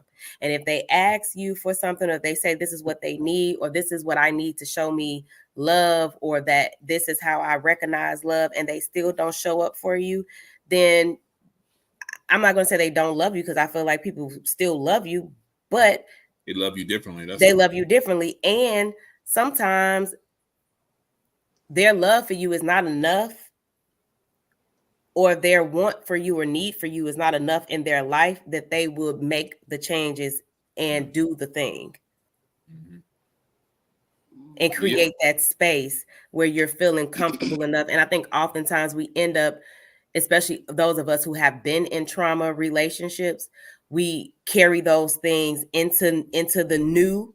And so when somebody is trying to love us in a way, in a different kind of way, we are suspect to it. It's like what we were just saying, looking at trying to go through their stuff and try to find something, try to find the red flag, because it's too good to be true, or whatever the case may be. So gotta be something wrong with you, gotta be an issue, you gotta be something.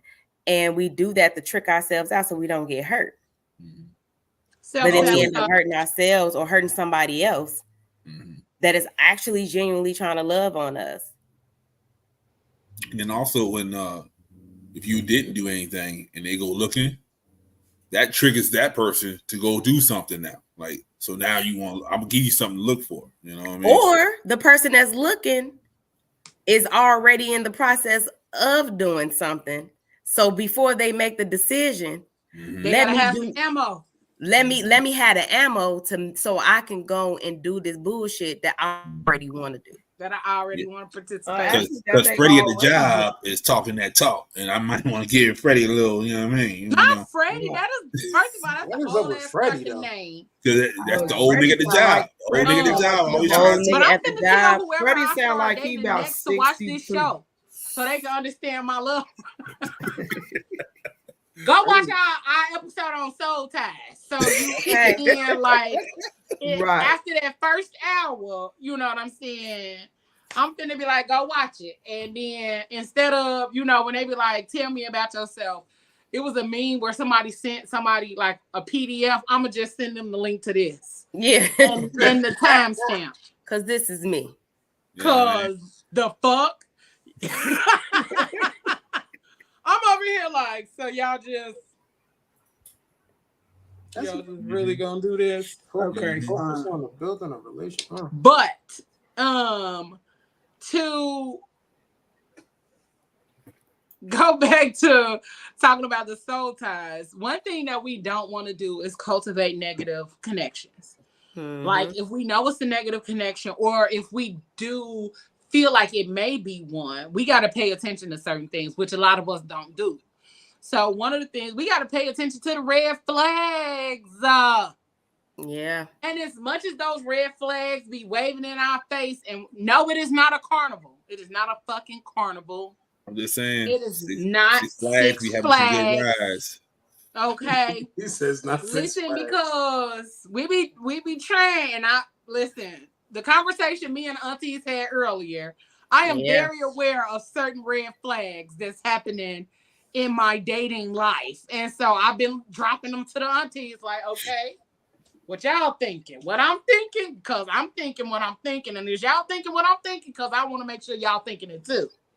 Because oftentimes, depending on the person, we're trying to get the benefit of the doubt, so we trying to be like, okay, maybe this isn't a red flag. Maybe it ain't. Maybe it's not them. Maybe it's me. Maybe it's me. We do that kind of shit. Maybe all the time.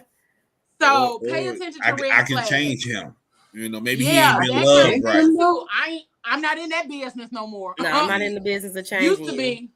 Yeah. I maybe he ain't been loved correctly. You know, and maybe he hasn't, but he got to be willing to want to be loved correctly.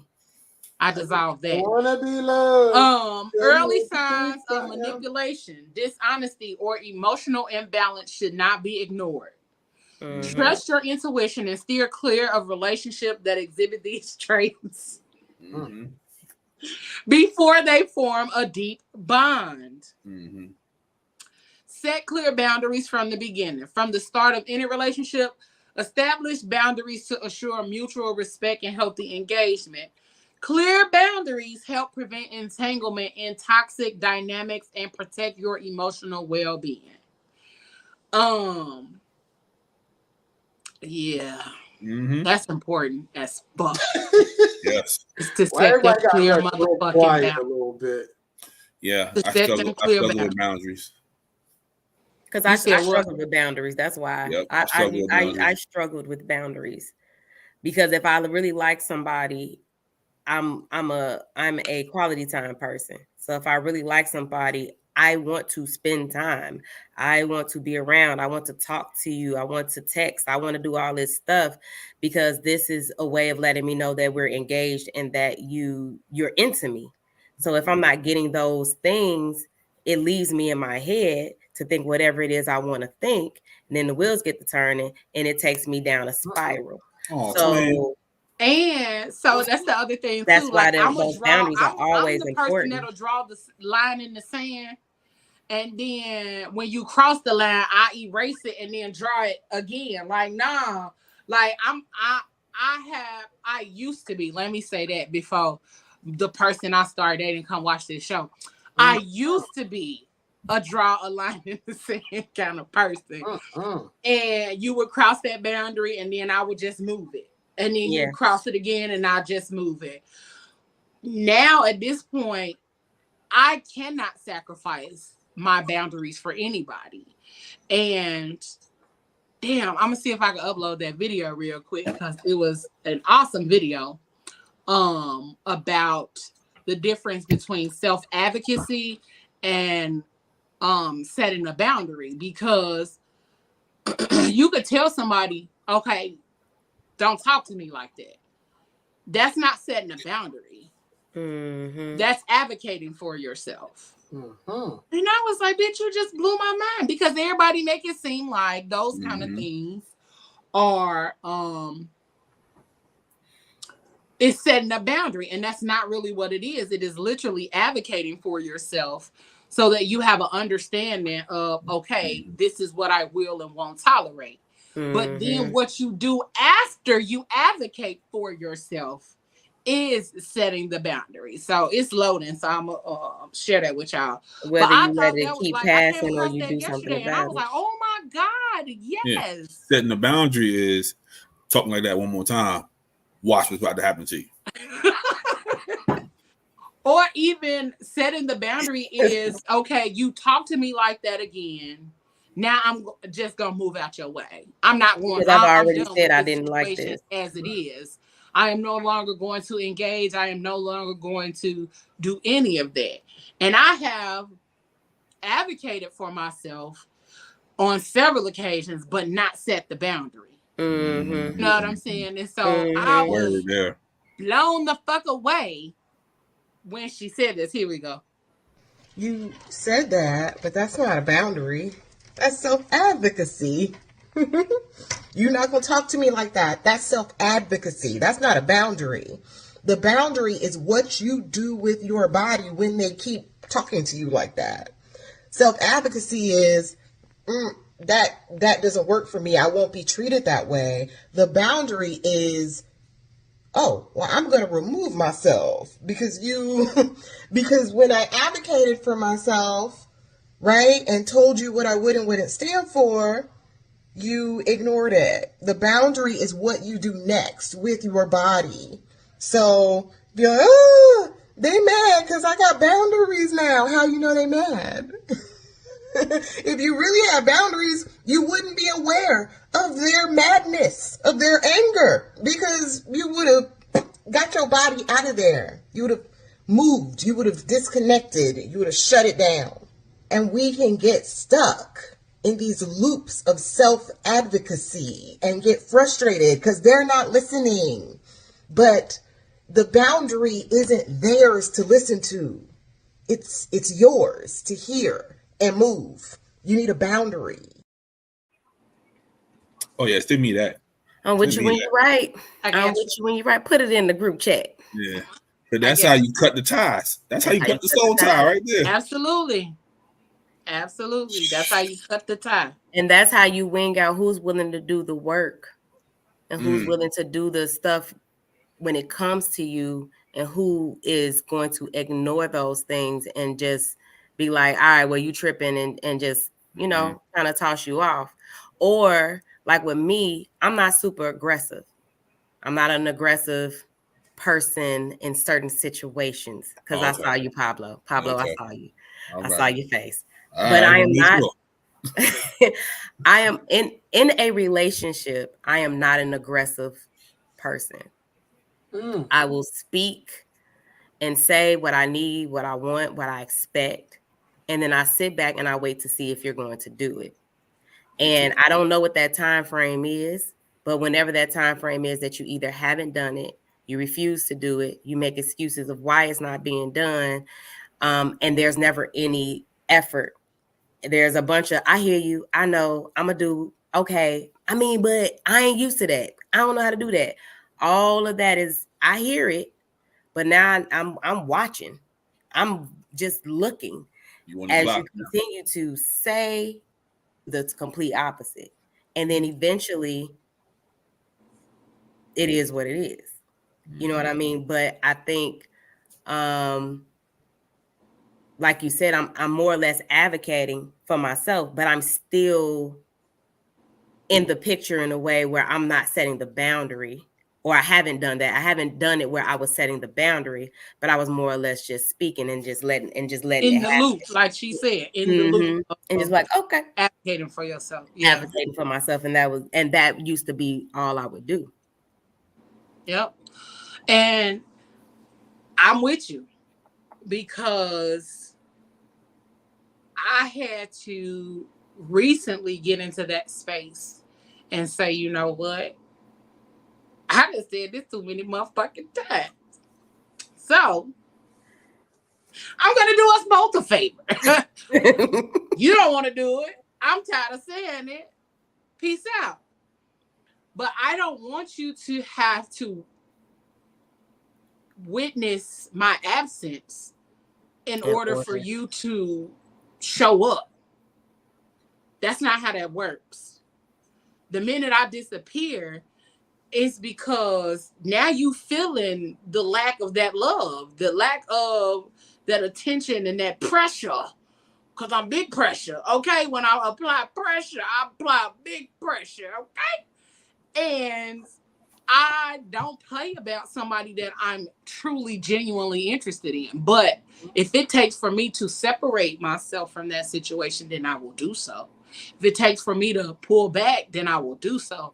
Because the one thing that I have started to say for myself is that asking twice is too much like begging. And I'm not begging no motherfucking body for nothing. That part. You are like me. I ain't begging you for shit. Your time. I'm not gonna beg for nothing because on that. I could be married tomorrow if I want to. Let me make make a phone call because you ain't the only one. I honestly think that be the thing.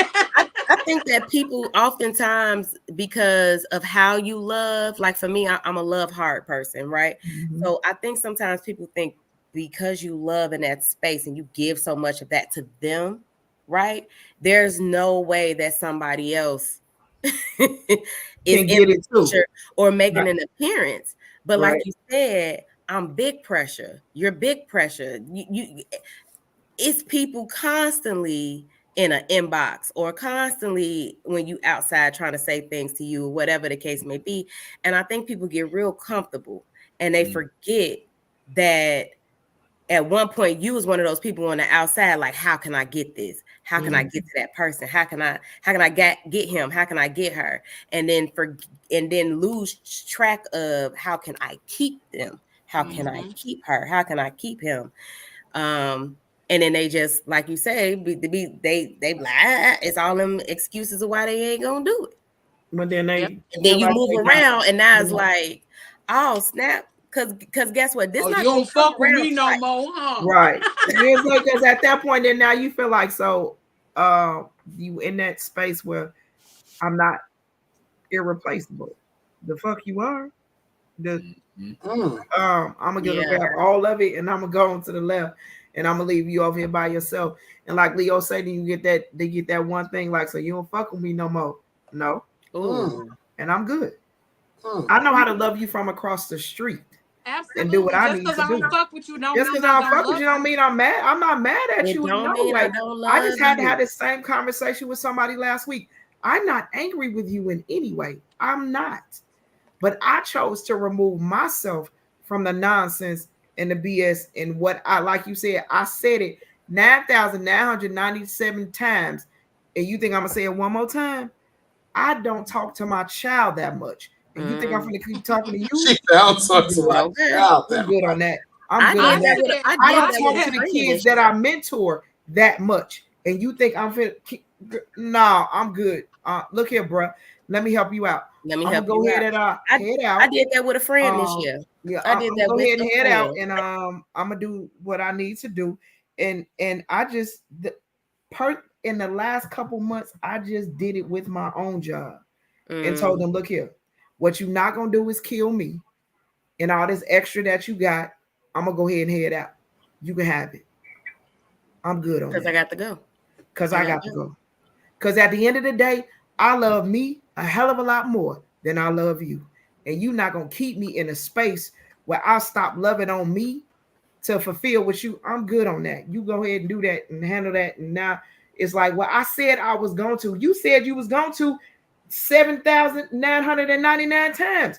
How long you want me to wait? I'm not going to keep waiting on you, man. Not too long ago, they said they were going to do it, and then turned around and might as well go and talk to God about it. Right, you stop talking to me about it because you're not winning nothing no more. This shit is over. Ain't no need for you to look. You don't got to convince me of a damn thing. It's true. Convince yourself. Hey, and you can apologize all you want to, and I'm good on it. That's fine. You got to. Because if I get quiet, well, that's the thing, Leo. That's the whole thing is that they don't. When you get quiet, and I just said this the other day. If the disrespect, if the apology is not as loud as the disrespect, you can keep it. Apologize just as loud as you was disrespected. If the apology is not as loud as the disrespect, keep it.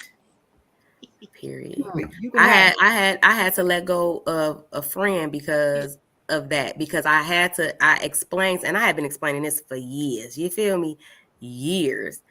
And I thought that we had a come to Jesus conversation about this at one point. And it was like, I got you, blah, blah, blah, blah. And as soon as the smoke cleared and she got comfortable and got in her feelings and got drunk enough, she went right back to that pattern of being this person.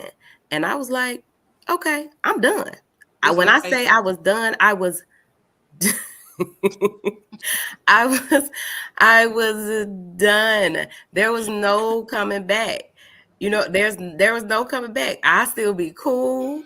I'ma still say hey when I see you. I'ma still say what's up. If it's What something kind of that the person was kids need, I got you. But outside of that, And I'm like, you, Ayla, it's across the street. I can still be cordial and with I you. still love her. I'm I not love gonna her right. dearly. It's not I gonna don't stop. deal with her. Right. You just don't have, nobody has to deal with you. And my cutoff Because game the is person stupid. stop loving you or stop caring about you, but they don't have to deal with you in the nonsense. Look, like she just said, you advocated for yourself, you set the boundary, and you still ain't fall in line. Oh, okay. You just gonna keep doing what you want to do after I already told you I don't like it. And then everything that you said that you needed from me as a friend, I gave you. I gave you.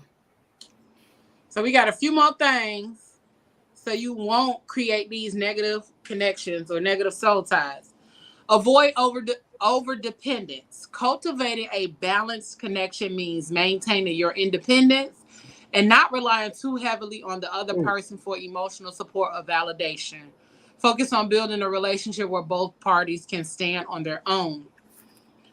Assess emotional reciprocity. Hallelujah. Make sure the connection is mutually beneficial. I'm going to say that again for the people in the back. Make sure the connection is mutually beneficial. Healthy relationships involve both parties contributing equally, emotionally and spiritually. If you're the only one giving, it's a sign of an imbalance that could lead to a negative connection. Stay grounded in self-love. A strong sense of self-love will help prevent you from getting into unhealthy soul ties. When you value yourself, you are more likely to recognize when someone isn't treating you well and walk away before the connection becomes toxic. Okay? So that's how not to create negative connections. And then lastly, how if you don't set boundaries, this is how it affects your soul ties. So you will have emotional overload. Without clear boundaries, it's easy to become overwhelmed by someone else's emotions or needs. You might find yourself taking on their emotional baggage, which can drain you over time and weaken your ability to manage your own emotions. So when we were talking about being emotionally drained, remember? So that's part of that. Not setting boundaries can create codependency. A lack of boundaries can lead to codependent relationships where your sense of self-worth is tied to the other person's approval or presence. This creates a toxic dynamic where both parties rely too heavily on each other in unhealthy ways. Codependency. Difficulty detaching. When you don't set boundaries, soul ties become entangled, like Jada and August, making it harder to emotionally detach from the person. You might feel responsible for their happiness or well being, making it difficult to break away from unhealthy bonds. And lastly, unhealthy control dynamics. Without boundaries, there's a higher risk of control issues in the relationship. One person might exert too much influence over the other, creating a power imbalance that can result in manipulation or emotional abuse. So, we got to make sure we are out here taking care of ourselves. We are staying grounded and rooted in self love, paying attention to yourself, making sure that when you are connecting with someone, that it is mutually beneficial in all shape, forms, or fashion, whether that is spiritually, emotionally, mentally, all of those ways gonna help you to stay out of situations that are emotionally draining, that keep you from being able to move forward in your goals, your dreams, life, and all of those things. Know your worth, people. Know your worth. That's it. Know your worth.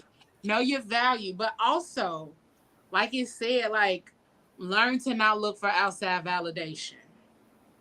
I know some of us may have grown up being people pleasers and all of those kind of things, but a lot of times the validation that you need is to know that the message that you received or intuition that you were feeling and that you had is the validation. Like you don't need no outside validation to do what the fuck you've been doing. And sometimes, yeah, you want to have conversations because you're excited about the thing or the things, but you don't need the outside validation. Now, you might need some assistance in bringing your vision to life, but that is not the same thing as validation. Okay? Yeah. All right. We love y'all. Okay? Love Even y'all Pablo. fully and completely. Huh? So even Pablo. Absolutely. Even Pablo love y'all. I mean, I ain't gonna tell you all the time, absolutely. He is not gonna tell y'all. Y'all better take that and record it. Y'all better keep it with you and put it in your pocket. Okay. Listen, put that in your pocket and hold on to it. Listen, y'all better keep it, but I don't have to make sure that y'all are understanding your worth in these relationships and these connections, whether they are business or personal. Make sure y'all are focused on learning some things. These conversations that we've been having have been extremely beneficial for me. Yeah. Same. I mean, because I know I just come off like so well put together. But no, I'm just okay, piece of leather. But no, like these conversations have been like really beneficial to me, especially the soul ties and learning the different dynamics of them, knowing like what happens when you don't set clear boundaries, what happens when you aren't staying grounded and rooted in self-love, like all of the things that can happen when you are not doing any of those things. So I am going to put this information in regards to soul ties on our Facebook and Instagram pages come tomorrow. Also, the video of self advocacy, I'll send it to y'all, but I'll also post it as well, so you know what self advocacy looks like, the difference between self advocacy and a boundary. But if not tomorrow, it'll be up by Thursday. But I think that means tonight, y'all. Don't worry about it. Yeah, that's what really exactly. That's what exactly. Right, you'll get it in a little while. Yeah. I really think that this it might be up right now. I don't even know. Beyond important for everybody Check to your notifications. to understand. Forget y'all. But it is important because a lot of us are in that mental loop. A lot of us are in that physical loop with people. We are in that like constant state of overthinking. All of the things that we talk about, a lot of us are doing and don't even know why. Don't even know what it is rooted in or what it's connected to. So, like I said, these conversations have continued to be fruitful for me. And if y'all don't know, next month we doing a few real nigga dissertations. Okay. Yeah. We gonna bring those to y'all. Those are gonna be so much fun. I cannot wait for the real nigga dissertations. And then the aunties will be back next month, and we talking about kink. Okay, because life is too short to pretend you're not into kinky shit. Okay, so we got 2 dope ass conversations coming next week. Not next week. Next month. We got some really dope ass conversations coming next month. Shit, that's next week. Exactly. Right. I did say next week. It is next week. The squad will be back Tuesday, and the aunties will be back the following Friday. Yes, sir. Unknown Journey had a question. We missed it. He did. Oh, here we go. Let's get that before we get out of here. What do y'all think is the most ignored red flag? Emotional imbalance. Mm-hmm. Yes. Mm-hmm. Yep. And manipulation. Manipulation. Yep. And they trauma ain't your trauma. And more talk.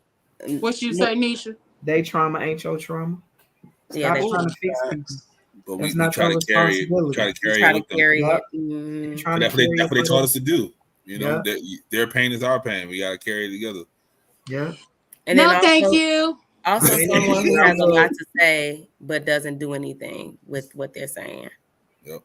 I think oftentimes we get to the point where we're so infatuated with them saying things or what they're going to do that there's times where you be like, oh, you just waiting on the fantasy to finally fulfill itself.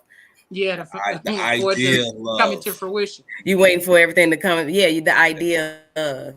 You waiting for the idea of love to actually. Because it sounds amazing. Mm-hmm. Especially like when you talk to old couples and they like we've been together 40 times. You be like, can I get that? How did you do that? Right. But they skip over the clip notes of well, they ain't tell you that they did argue when they did do that. Yeah. They did do all of that. They did with like Pop was supposed to really be sleeping on the couch, but he did sleep on the couch because y'all was over here this weekend. Because had y'all not been here, his ass would have been in there on that couch. Exactly. And I'm not playing with him. You just never saw like your grandparents like arguing. Yep. You be like, damn, do they even talk to each other? Like what? But at the end of the day, your grandmama was, no matter how mad she was at him, she always made sure he was straight, and he made sure she was grandmama. Where that crystal bowl at? Where that crystal bowl that you always have at the parties? Right. Somebody borrowed it. Threw that at Pop head. Right, and broke it. But that's what they used to talk about. Like, you don't correct your partner in public; you do it in private. Exactly. Like, that was one of the that's a big thing for me too. That's a big thing for me. If we out, look, I ain't gonna check you, but when we get in this car, player. Yep, not here. Look, not here. Don't you player do that again? Like, are you for real right now?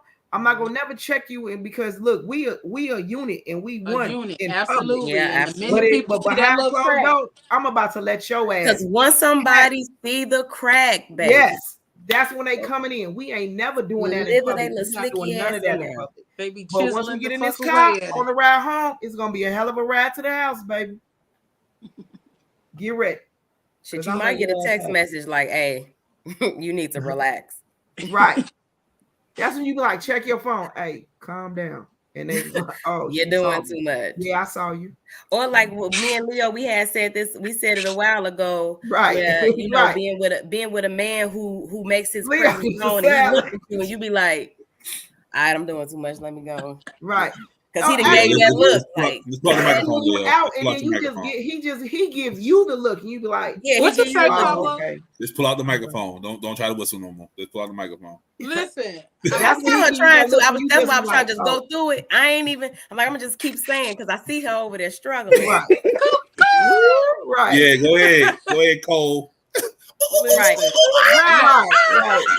When you get the bat signal, that's when you know. Oh, okay. You doing too much, bro. Sit down. Like, come here, baby. Baby, come here. Come here. I got something to ask you. That's you like, oh shit. Come here. Go. Your ass over here. But be careful on the corners. No, good people.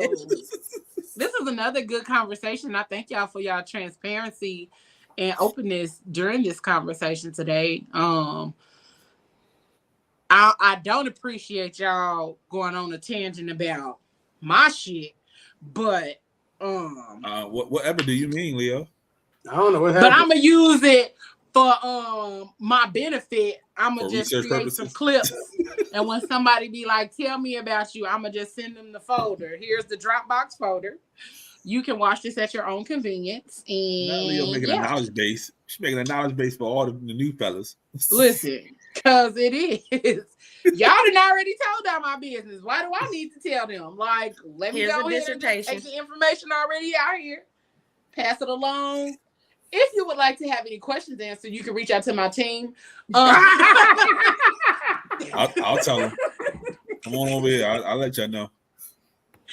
I'll give you their email addresses, and then you can reach out to them individually or collectively. I can put y'all in a group chat together collectively on Zoom and say, "Hey, did you get your questions too?" Listen, I'll put y'all all in a group chat, or we can do a StreamYard, and so we can record it, and then I can email it to you later. Then you can review and have all of your questions answered. Right. But thank y'all for having for loving me the way y'all do, and allowing me to love y'all the way that I do. I appreciate y'all to the fullest. And we up out of here, great people. We thank y'all for tuning in. Make sure y'all hit that like, share, subscribe button. Hit that if you have been enjoying the show and you continue to enjoy the show, share with your peoples. Invite somebody to come watch, come tune in, and all of that good stuff. And don't forget, on Thursday, we got none other than Thursday Night Live popping off over there on SMG. Make sure you check that out. And then this weekend, we is in the city. In the city. We is in Chicago for our Them Crushes photo shoot. We are super, super excited. It is going to be an amazing opportunity with none other than Haitian boy Moses on the images, and your girl, Sad the money. Yours truly on the coordination and fashion wardrobe styling. It is going to be a time. Okay. So we is up out of this thing. Make sure you love on yourselves and each other, and go check us out on all of the podcast streaming platforms so y'all can listen to the old episodes. We up out this thing. I love y'all, and y'all know what I say. Whatever you do for the rest of the evening and the rest of the week, don't do it with your half-ass. Do it with your whole ass, y'all. We up out this thing. I love y'all. We love y'all. Peace. You gotta do it with your whole ass.